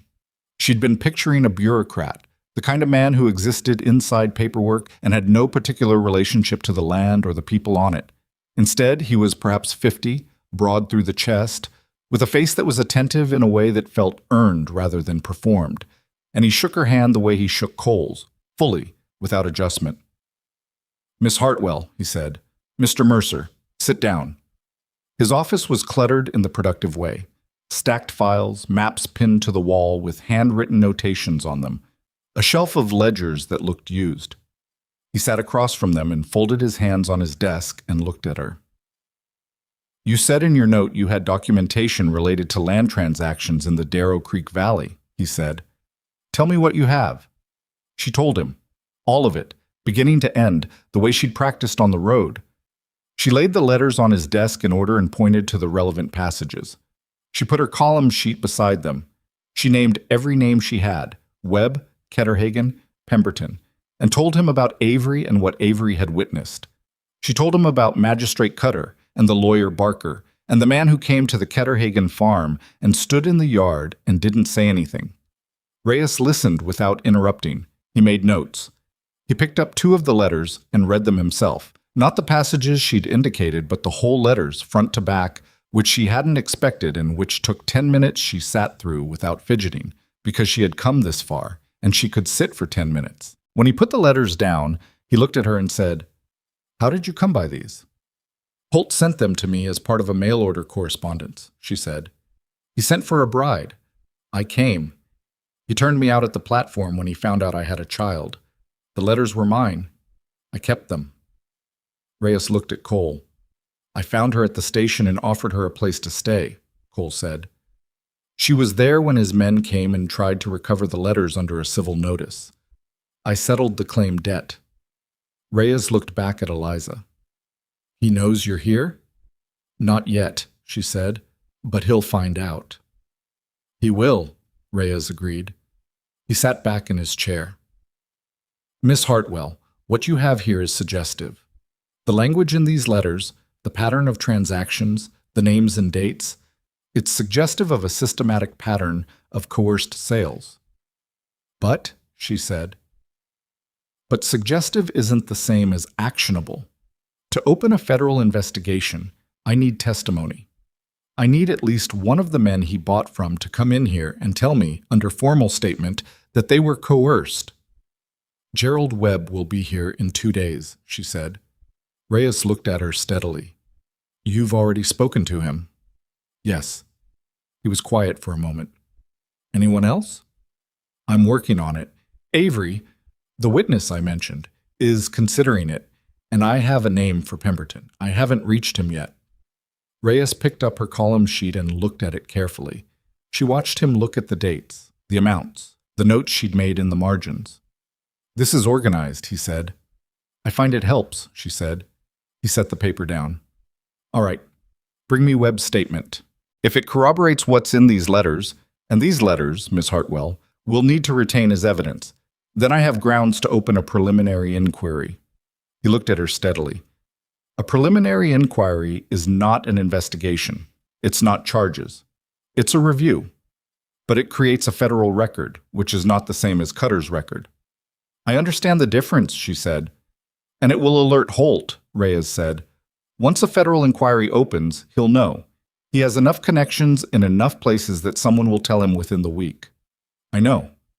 When he knows, he'll move against you, not with civil notices. He said it plainly, without drama, the way a man stated weather. Mr. Reyes, she said, he's already moved against me. He moved against me before I'd been in this territory 6 hours. What changes is that now I'm moving back? Reyes looked at her for a long moment. Then he looked at Cole, and something passed between them. A look she couldn't fully read, but that seemed like recognition of something. 2 days, Reyes said. Bring me Webb. Meets. The trouble started on the way back to the hotel. She should have been paying more attention, and she knew it afterward. The street was busier than it had been that morning, and she was tired and running through the conversation with Reyes in her head, cataloging what had gone right and what still needed to happen. Cole was beside her. She didn't recognize the man until he was 5 feet away and stopped directly in front of them. Barker, the lawyer, Holt's man. He was older than she'd imagined from Avery's description. Thin, 60s, with the particular neatness of a man who was careful about his appearance because it was the primary tool of his profession. He looked at her with the expression of someone doing arithmetic. Miss Hartwell, he said, I didn't expect to see you in Millhaven. Mr. Barker? She said. She was pleased that her voice came out level. He looked at Cole, then back at her. Visiting the Federal Land Office, were you? I was. On what matter, if you don't mind my asking? I do mind, she said. Actually, something moved behind his eyes. Not anger, more like a gear engaging. My client has significant interests in this valley, he said pleasantly, and in the county more broadly. He takes an active interest in federal matters that might affect those interests. Then he should communicate that interest to Mr. Reyes directly, she said.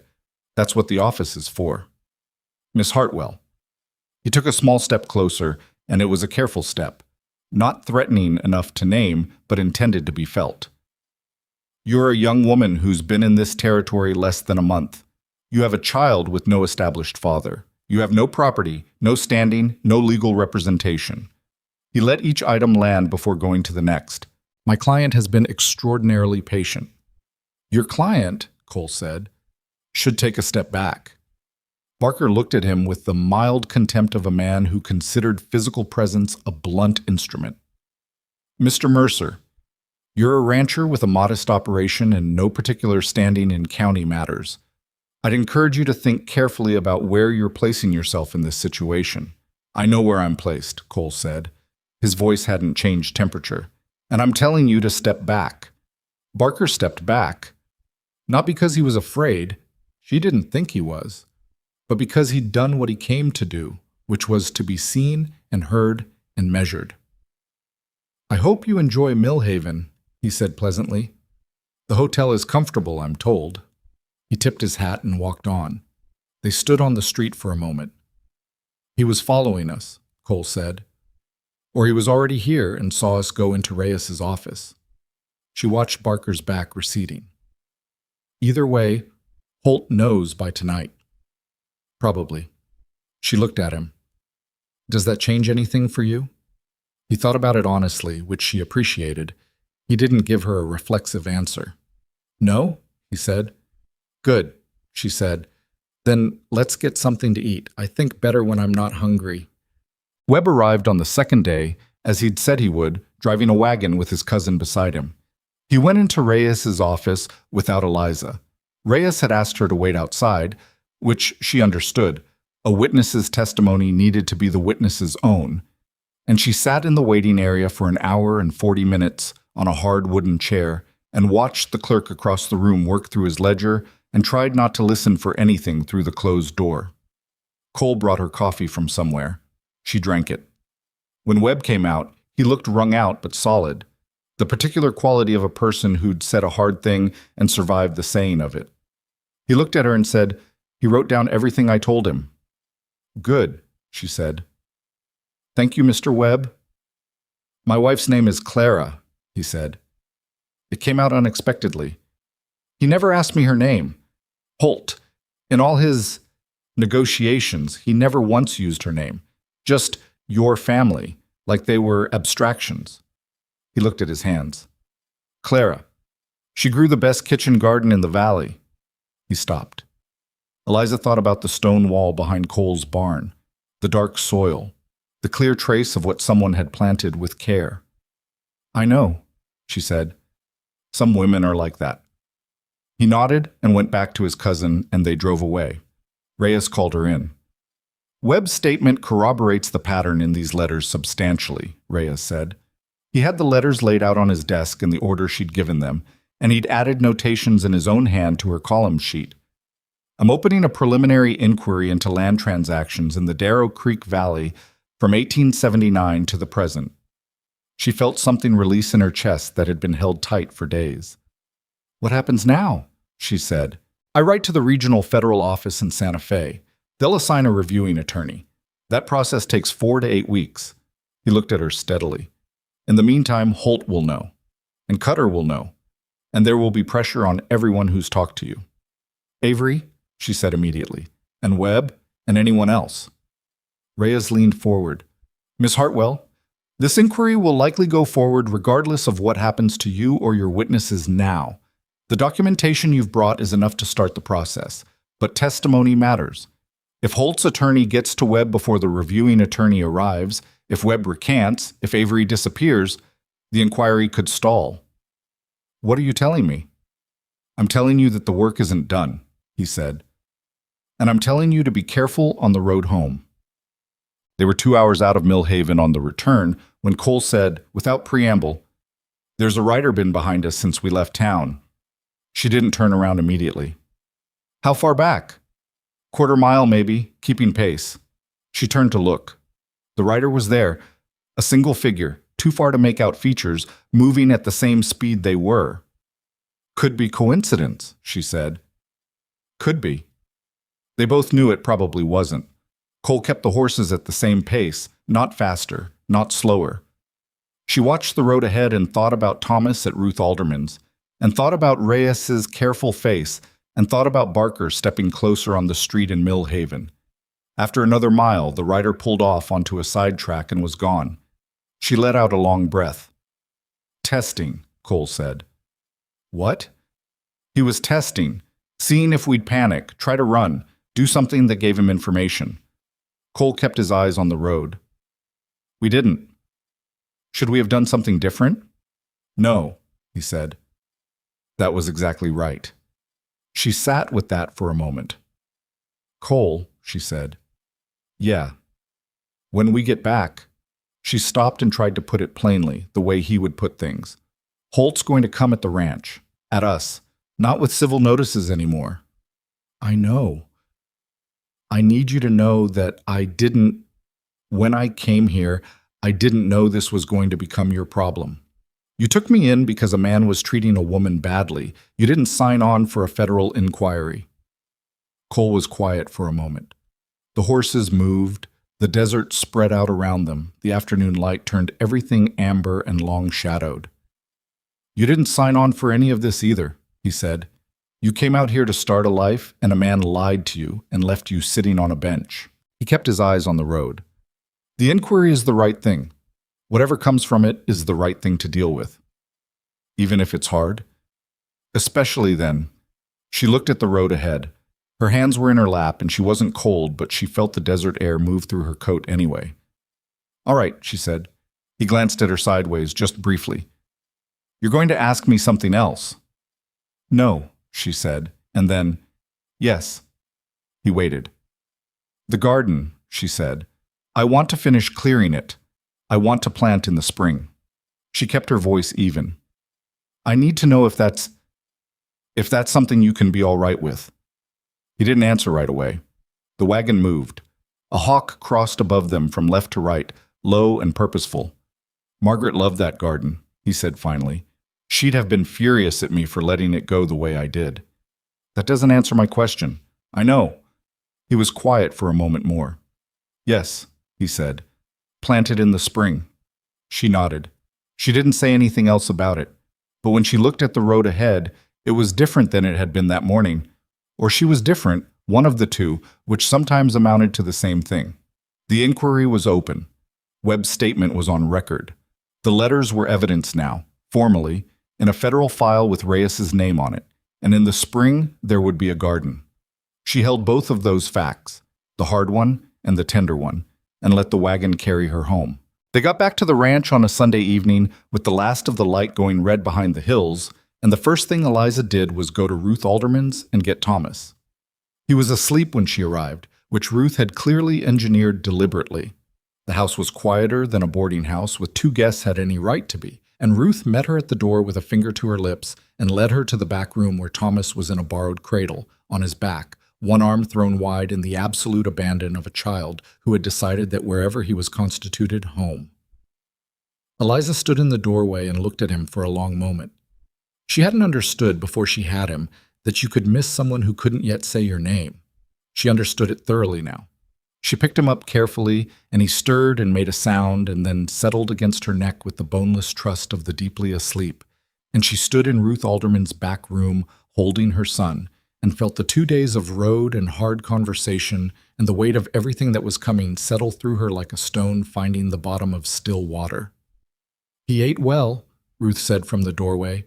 "Slept well after the first night. He's a good baby." "He has his moments," Eliza said. Ruth looked at her with the measured attention she'd shown from the beginning. "How did it go?" "He opened an inquiry," Eliza said. "Federal?" Webb testified. Ruth was quiet for a moment.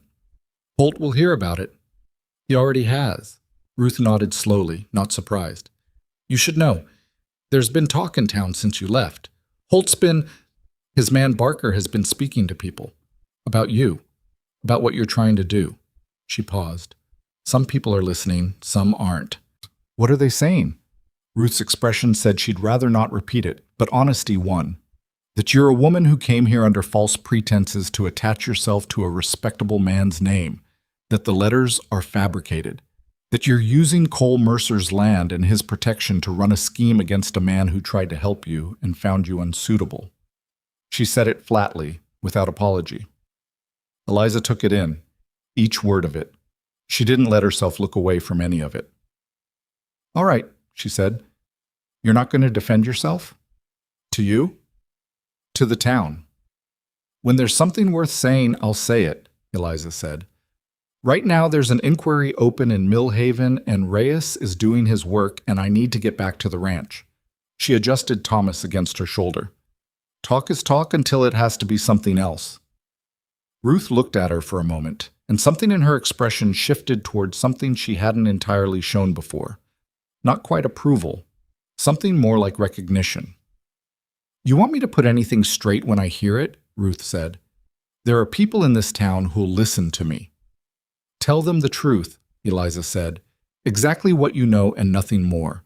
Don't embellish. Don't defend me past what you actually believe. Ruth raised her eyebrows slightly. Most people want their supporters to be more enthusiastic than that. Enthusiasm isn't credible, Eliza said. Facts are. The first week back was quieter than she expected, which she didn't trust. Cole worked the east fence and finished 2 sections of the barn roof and didn't say much about the talk in town, though she knew he'd heard it. She could tell by the particular set of his jaw when he came in from town on Tuesday with supplies. She didn't ask and he didn't offer, and they moved around each other in the kitchen and the yard with the practiced ease of people who have learned each other's working rhythms, which they had, in the 5 weeks she'd been there, without either of them making a point of it. Avery came on Wednesday. He came in the morning before Cole was back from the south pasture, and he sat at the kitchen table with his hat in his hands and told her he'd thought about it and he'd go to Millhaven. You don't have to, she said. Webb's testimony is already on record. Reyes has the letters. I know. He turned the hat brim through his fingers. But I was there. I saw what I saw. And Pete Ketterhagen cried in that barn, and I've been carrying that for 2 years, and I'd like to put it down somewhere official. He looked up. Is that enough of a reason? It's a better reason than most, she said. She wrote him a letter of introduction to Reyes, which she knew Reyes hadn't asked for, but which she thought couldn't hurt. And she told Avery to go in the next week before anything changed, and he nodded and put his hat back on and rode out. She stood at the kitchen window watching him go, and she thought about the question he'd asked her in the barn that first time. Why are you doing this? And the answer she'd given him about Holt deciding people were weak enough to take from. That was true, but it wasn't the whole truth. The whole truth was something closer to what she'd felt standing on that station platform with Thomas in her arms, and Randall Holt's voice carrying across the dust for everyone to hear. Not the humiliation of it, or not only that, the specific quality of being looked at and found negligible, of having the substance of your life, the choices, the work, the child you'd carried and fed and kept alive through a hard year, dismissed as an inconvenience by a man who'd already moved on to calculating his next arrangement before she'd even put her bag down. She had come west to build something. She was still building it. And what Holt had done to Webb and Ketterhagen and Pemberton was the same arithmetic he'd applied to her. Find the weakness, apply the pressure, take what you can before they understand what's happening. She wasn't going to let that be the last word. Not for herself, not for them. The letter from Barker arrived on a Friday, 2.5 weeks after they'd returned from Millhaven. It was formal and dense with legal language, but the core of it was simple. Randall Holt was initiating a proceeding before Magistrate Cutter's court regarding the paternity of Thomas Hartwell, on the grounds that Eliza had made false representations in correspondence, and that the child's parentage was disputed, and that Holt was seeking formal legal determination of his obligations, or lack thereof, under county law. She read it twice at the kitchen table. Then she put it down and looked at Thomas, who was on his quilt pulling himself to standing using the table leg, which he'd gotten very good at in the past 2 weeks, his balance improving daily in a way that never failed to startle her. How fast they changed, how constant the small revolutions were. He looked up at her and grinned with the 4 teeth he had, and her chest did the thing it always did when he grinned at her, the involuntary seize of love that she'd never found a better word for. "All right," she said aloud. Cole came in while she was still sitting there. He looked at her face and then at the letter and picked it up and read it. His expression didn't do much, but his hand tightened on the paper just slightly, and she noticed. "Cutter's Court," he said. "Yes. If Cutter hears this, Cutter will do what Holt needs him to do," she said. "I know." She looked at the letter in his hand. "But Reyes's inquiry is already open. If Cutter makes a ruling in Holt's favor, that ruling goes on record as part of the county judicial history, which is now adjacent to a federal inquiry. Barker knows that. Holt knows that. Then why are they doing it?" She'd been working through this since she'd read the letter. "Because they think I'll fold. They think the threat of a custody proceeding in a compromised court will make me take Thomas and leave. If I leave, the inquiry loses its central witness. Not legally, Reyes has the documents, but practically. A federal reviewing attorney is less motivated to travel to a valley where the person who brought the complaint has gone." She paused. "And if they can get Cutter to rule that Thomas's paternity is legally indeterminate, it creates noise around everything I've said.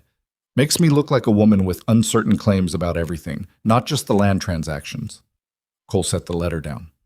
"He's still trying to make you the story." "Yes. So what do we do?" She'd thought about this too. She'd been building the shelf all morning. "I need a lawyer," she said. "Not a county lawyer. Someone from outside who isn't in Holt's web.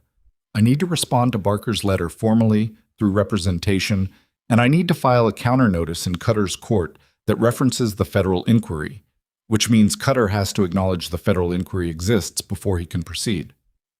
"Where do you find a lawyer like that out here?" "Reyes will know one," she said. "He told me to be careful. He also knows what's coming. I'm going to write to him today." Cole sat down across from her. He looked at the letter for a moment, then at her. "There's something else," he said. She waited. "I went to see Gus Fielding yesterday," he said. "In town. He's been the station master for 11 years. He's seen most things that come through this valley." "And?" "He kept a log. The way station masters do. Arrivals, departures, notable events. He's had it since he started." Cole put both hands flat on the table. "The day Holt met you at the station, Gus wrote it down. What Holt said, what he did. The names of 7 people who were standing close enough to hear everything." She looked at him. "Gus Fielding barely looked at me that day," she said. "He looked," Cole said. "He just did it carefully, the way he does most things." She thought about the station master's ledger, the way he'd been apparently absorbed in it while she stood on the platform with her world coming apart. "He wrote down what Holt said," she said. "About Thomas." "Word for word," Cole said, "because he thought it might matter." She sat with that for a moment. The small, quiet actions of people, Gus Fielding writing in a log, Margaret Solis keeping Gerald Webb's address, Ruth Alderman holding a crying baby for 20 minutes without complaint, the things that didn't look like anything from the outside. "Will he testify to it?" she said, "if it comes to that?" "He said if someone asks him formally what he wrote in his log, he'll read it out." Cole paused. He said, and I'm quoting him exactly here, "I keep an accurate record. I don't see why a court would want an inaccurate one." She almost laughed. The precise, careful pride of a man who did his small job correctly and would not be moved from it. "Tell him thank you," she said. "You can tell him yourself," Cole said. Same as before. She wrote to Reyes that afternoon and had his reply within 10 days. He moved faster than she'd expected, which told her the inquiry had more traction than she'd dared assume. He recommended a lawyer in Santa Fe named Cordell Voss, who handled federal land matters and had, Reyes noted briefly, no connections to the Darrow Creek Valley or Magistrate Cutter's Court. Voss arrived 3 weeks later, having traveled north by stage. He was younger than she'd expected, mid-30s, with an organized mind that revealed itself in the way he asked questions, each one building from the last, leaving no gap. He sat at Cole's kitchen table for 3 hours on the first evening and went through everything she had, and when he was done, he had his own version of her columns written in a leather notebook. "The letters are strong," he said. "The pattern they establish, combined with Webb's formal statement and Avery's corroboration, creates a credible foundation for the federal case." He looked at his notes. "Cutter's proceeding is the immediate problem. Can we stop it? We can complicate it significantly." He tapped his pen on the notebook. "I'll file a notice in Cutter's court referencing the federal inquiry and requesting a stay of proceedings pending the federal review. Cutter doesn't have to honor it. He's county. He's not obligated to defer to federal process in a domestic matter. But he has to acknowledge it. And acknowledging it creates a paper trail that the federal reviewing attorney will see. Which means if Cutter rules in Holt's favor anyway, it looks exactly like what it is," Voss said. "A county magistrate with ties to the defendant making a ruling in the defendant's favor while a federal inquiry is open. That's not invisible." He looked at her. "Miss Hartwell, I want to be honest with you. Cutter may rule against you anyway. He may decide that the federal inquiry is someone else's problem and handle the paternity question however Holt needs him to. That's a real possibility." "I know. If he does, we appeal to territorial court. That takes time. Months, possibly." "I'm not going anywhere," she said. Voss looked at her and then at Cole, who was sitting at the far end of the table and had been quiet for most of the 3 hours, in the particular way that meant he'd been listening to everything. "No," Voss said, with a small note of something in his voice that might have been respect. "I don't think you are. On." Cutter set a date for the proceeding. 6 weeks out. Voss filed his notice and his request for a stay within the week. Cutter denied the stay in 4 days, which was fast enough to tell them something about how motivated he was to get this done before the federal process could catch up. "He's rushing it," Voss said when the denial came. "Which is actually useful. A magistrate who denies a federal stay in 4 days without any written reasoning is a magistrate who's making it obvious." "Obvious to whom?" Eliza said. "To the reviewing attorney in Santa Fe when this all ends up in their file." Voss put the denial aside. "We proceed." The 6 weeks were the hardest stretch, not because anything dramatic happened. It was more the accumulation of smaller things. The looks in town when she went for supplies, a woman at the general store who moved aside when Eliza came to the counter, not rudely, just creating distance. A conversation she half heard at the post office that stopped when she came in. The way some of the men who'd nodded to Cole before now found reasons to look elsewhere. Holt and Barker were doing what they'd said they would do. They were making her the story. She didn't argue with it in the streets. She went to the general store and bought what she needed and said good morning to whoever would receive it and went home. She kept her head up and her expression neutral, which was harder some days than others. And on the days it was very hard, she went out to the garden after dark and worked by feel and let the physical effort use up whatever was building in her chest. The garden was coming along. She'd cleared the whole interior of the stone wall by late October, which was later in the season than was useful for planting but was useful for her. She'd turned the soil twice, worked in the composted material from the kitchen and the barn that Cole had showed her how to treat, and by the time the cold came in earnest, the ground inside the stone wall was ready, dark and turned, waiting for spring with a patience that she tried to learn from. Cole came out one evening and found her standing at the wall's edge in the near dark, looking at what she'd done. He stood beside her. "She would have said you worked it too deep," he said. "She had opinions about depth." "Was she right?" "Usually." He paused. "About the garden, anyway." Eliza looked at the dark soil. What was she like? Margaret. He was quiet for a moment, and she half expected him to deflect the way he sometimes did when things got too close. But he didn't. "Stubborn," he said, in a way that looked like patience from the outside. You'd think she was just waiting for something, and then you'd realize she'd been working at it the whole time without making any noise about it. He paused. "She laughed easily. Easier than me. She thought I was too serious, and she was probably right about that, too." "You're not that serious," Eliza said. He looked at her. "You're careful," she said. "That's different." He was quiet. She could feel him deciding something or processing something, the way she'd learned to recognize the particular texture of his silence when he was doing internal work. I stopped thinking about the future for a long time after she died, he said. Not deliberately. I didn't decide to stop. The habit of it went away. Planning ahead felt like something that happened to other people. She waited. It's coming back, he said. He didn't look at her when he said it. He looked at the garden, at the dark-turned earth. The habit. She understood what he was telling her, and she understood that he wasn't asking for an answer to it tonight, and she didn't give one. She stood beside him in the cooling evening air and let it be what it was. Spring planting, she said finally.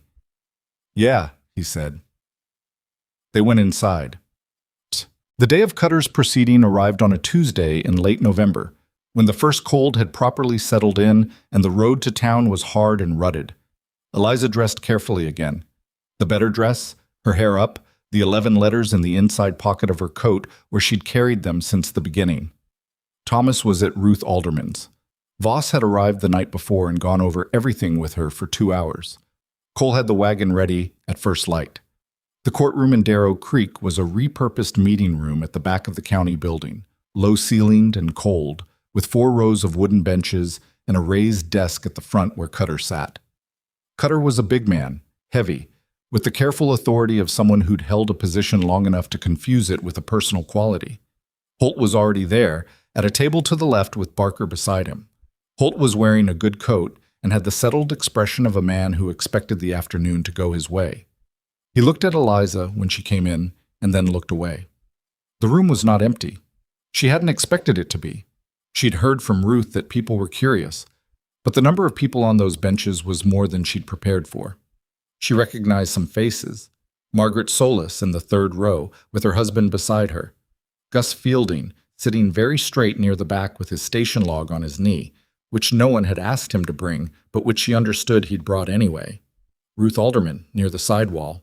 Avery, in the last row, looking like someone who'd had to talk himself into being there and was monitoring whether it had been the right decision. She sat at the table to the right with Voss, and she did not look at Holt again. Cutter opened the proceeding with the practiced brevity of a man moving through a task. He stated the nature of the action, Holt's petition for legal determination of paternity, specifically a finding that he bore no legal obligation to the child Thomas Hartwell, and invited Barker to present. Barker was good. She'd known he would be. He was smooth and organized, and he built the picture carefully, a man of standing who'd made a reasonable arrangement in good faith, who'd discovered upon the woman's arrival that she'd misrepresented her situation, who'd acted correctly and been repaid with harassment, with the theft of private correspondence, with what Barker called a campaign of public accusation that was damaging his client's reputation and standing in the community. He never raised his voice. He smiled a few times carefully at the right moments. She watched Cutter's face while Barker talked and saw what she'd expected to see. A man who'd already decided, doing his job of looking like he hadn't. Then Voss stood. He was quieter than Barker, less performed. He put Gus Fielding's log into evidence first. The station master's own record of what Holt had said on the platform on the day Eliza arrived, including the specific language Holt had used regarding Thomas. Cutter received it with the expression of a man who'd been handed something he'd been hoping wouldn't appear. He put in the letters, not all 11, but the 4 most relevant, with the passages marked. He put in the record of the federal inquiry, Reyes's letter confirming it was open, the date of Webb's testimony.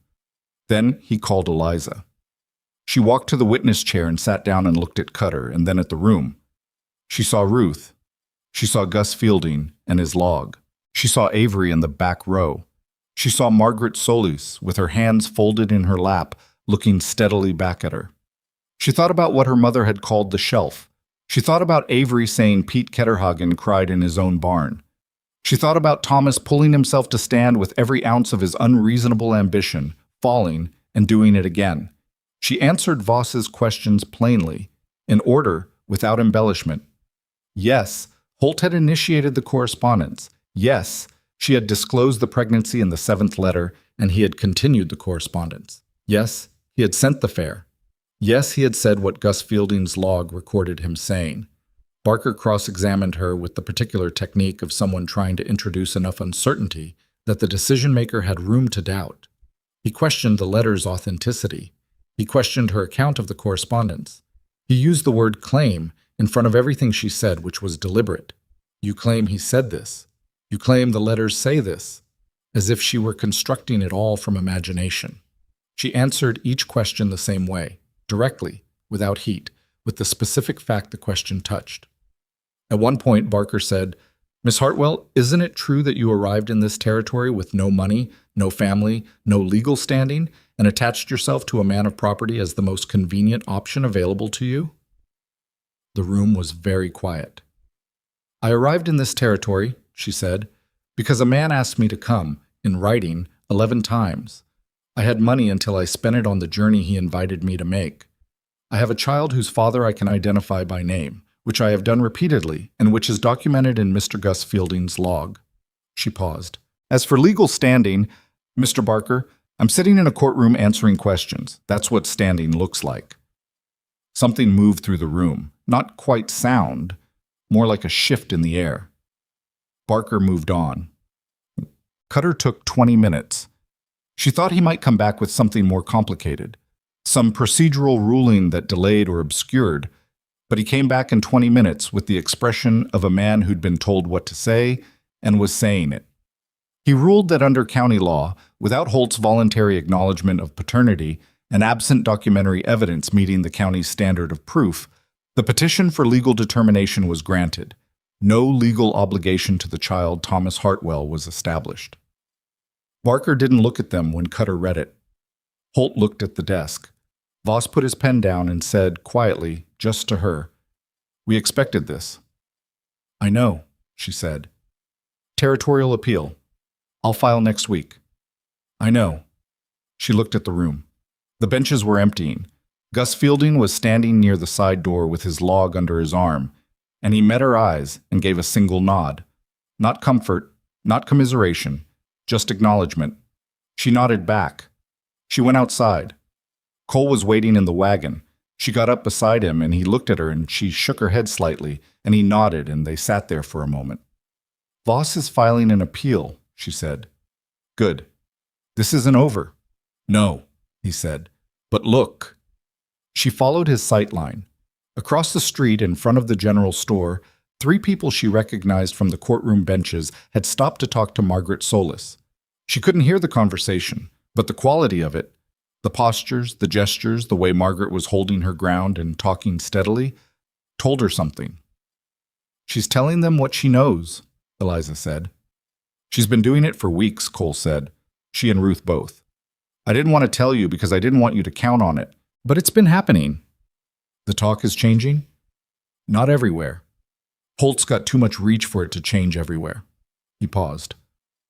"But some people heard what was said in that courtroom today and are going back through what Barker's been telling them and doing the arithmetic." She looked at the group across the street, at Margaret's straight back, at the way the people she was talking to were listening, not agreeing yet maybe, but actually listening, which was different. She thought about what she'd told Ruth. Facts are more credible than enthusiasm. She thought about how long that took, how patience was not a passive thing but active, a continuous choice made over and over in the face of the alternative. The territorial appeal took 4 months. In those 4 months, 3 things happened. Avery went to Millhaven and gave his statement to Reyes, and Reyes added it to the federal file.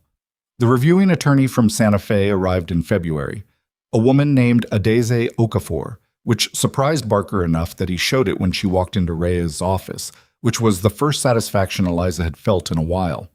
Okafor spent 2 weeks in the valley, quietly, reviewing documents and speaking to people. She didn't come to the ranch, but she spoke to Webb in Millhaven, and to Avery, and to Gus Fielding, who apparently gave her a meticulous account of everything he'd logged over 11 years, including several observations about patterns in land transfers that he'd noticed and recorded without anyone asking him to. And in March, Voss received a letter from the Territorial Appeals Court.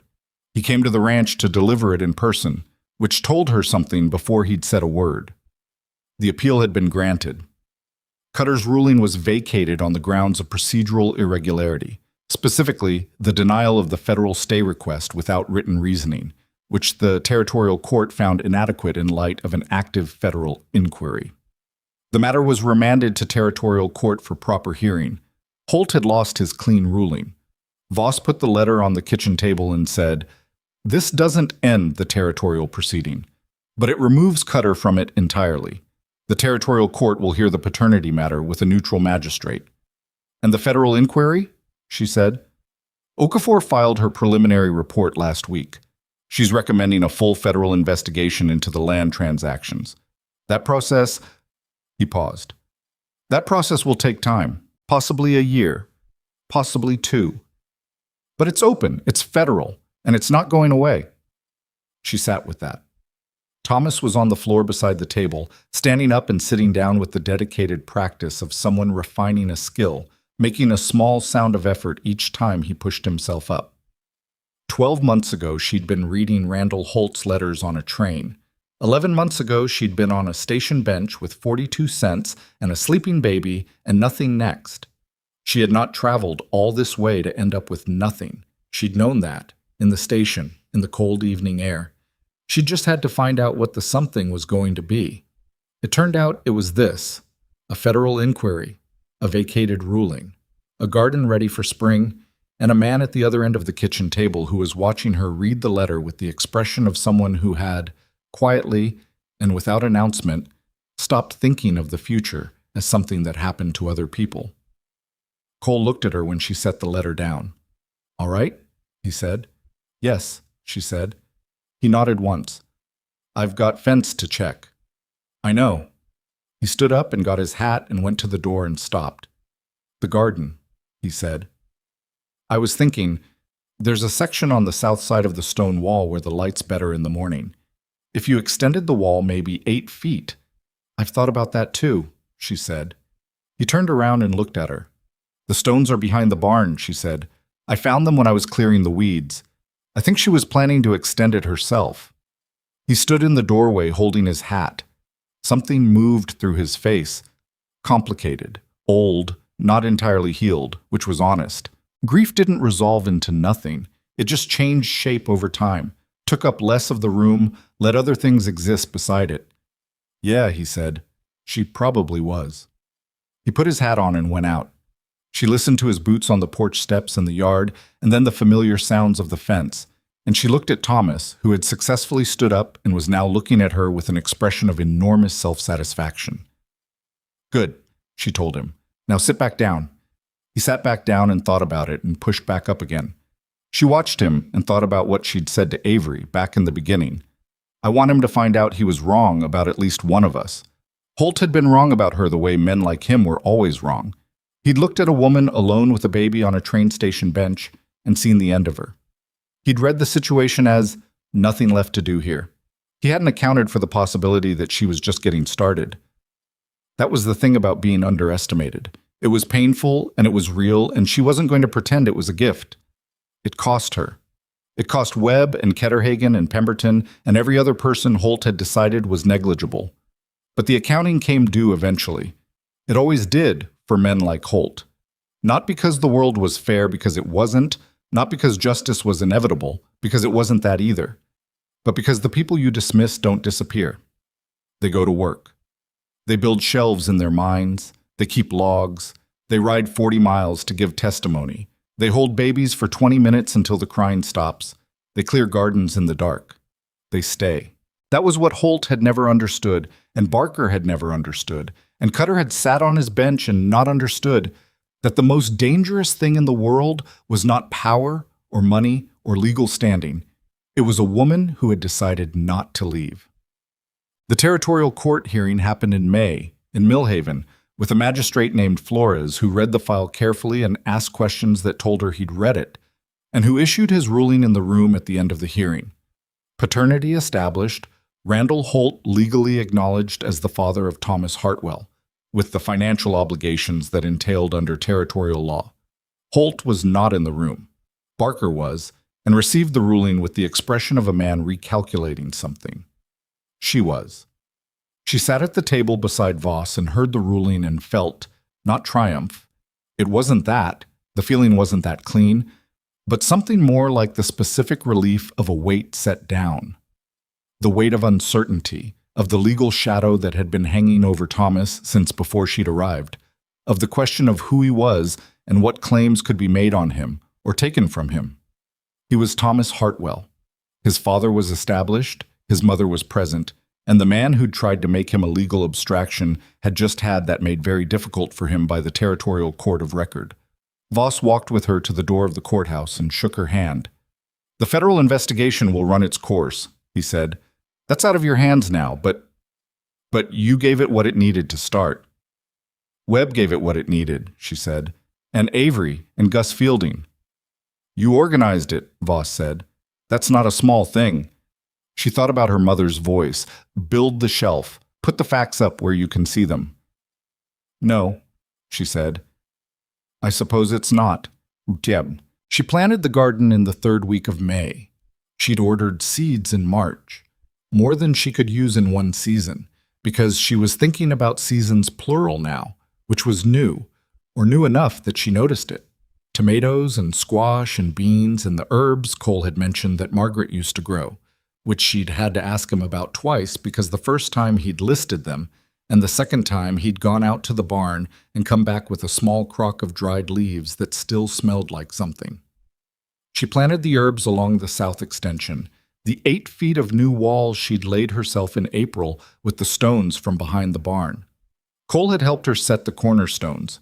He'd handed her stones and moved others without comment, and at one point he'd corrected the angle of a placement in a way that was so obviously drawn from knowledge of how the original wall had been built that she hadn't said anything about it, just adjusted the stone and kept working.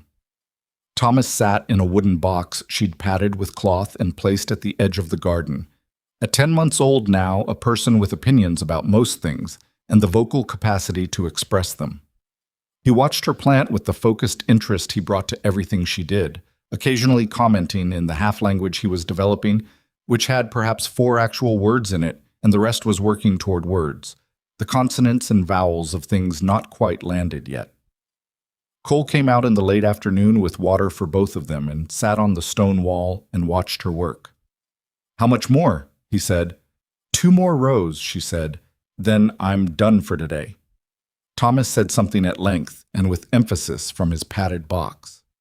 "He thinks you should stop now," Cole said. "He thinks I should pay attention to him," she said. "Which is different." Cole reached over and gave Thomas his finger, which Thomas accepted with the fist grip that was still his default. Cole looked at the boy.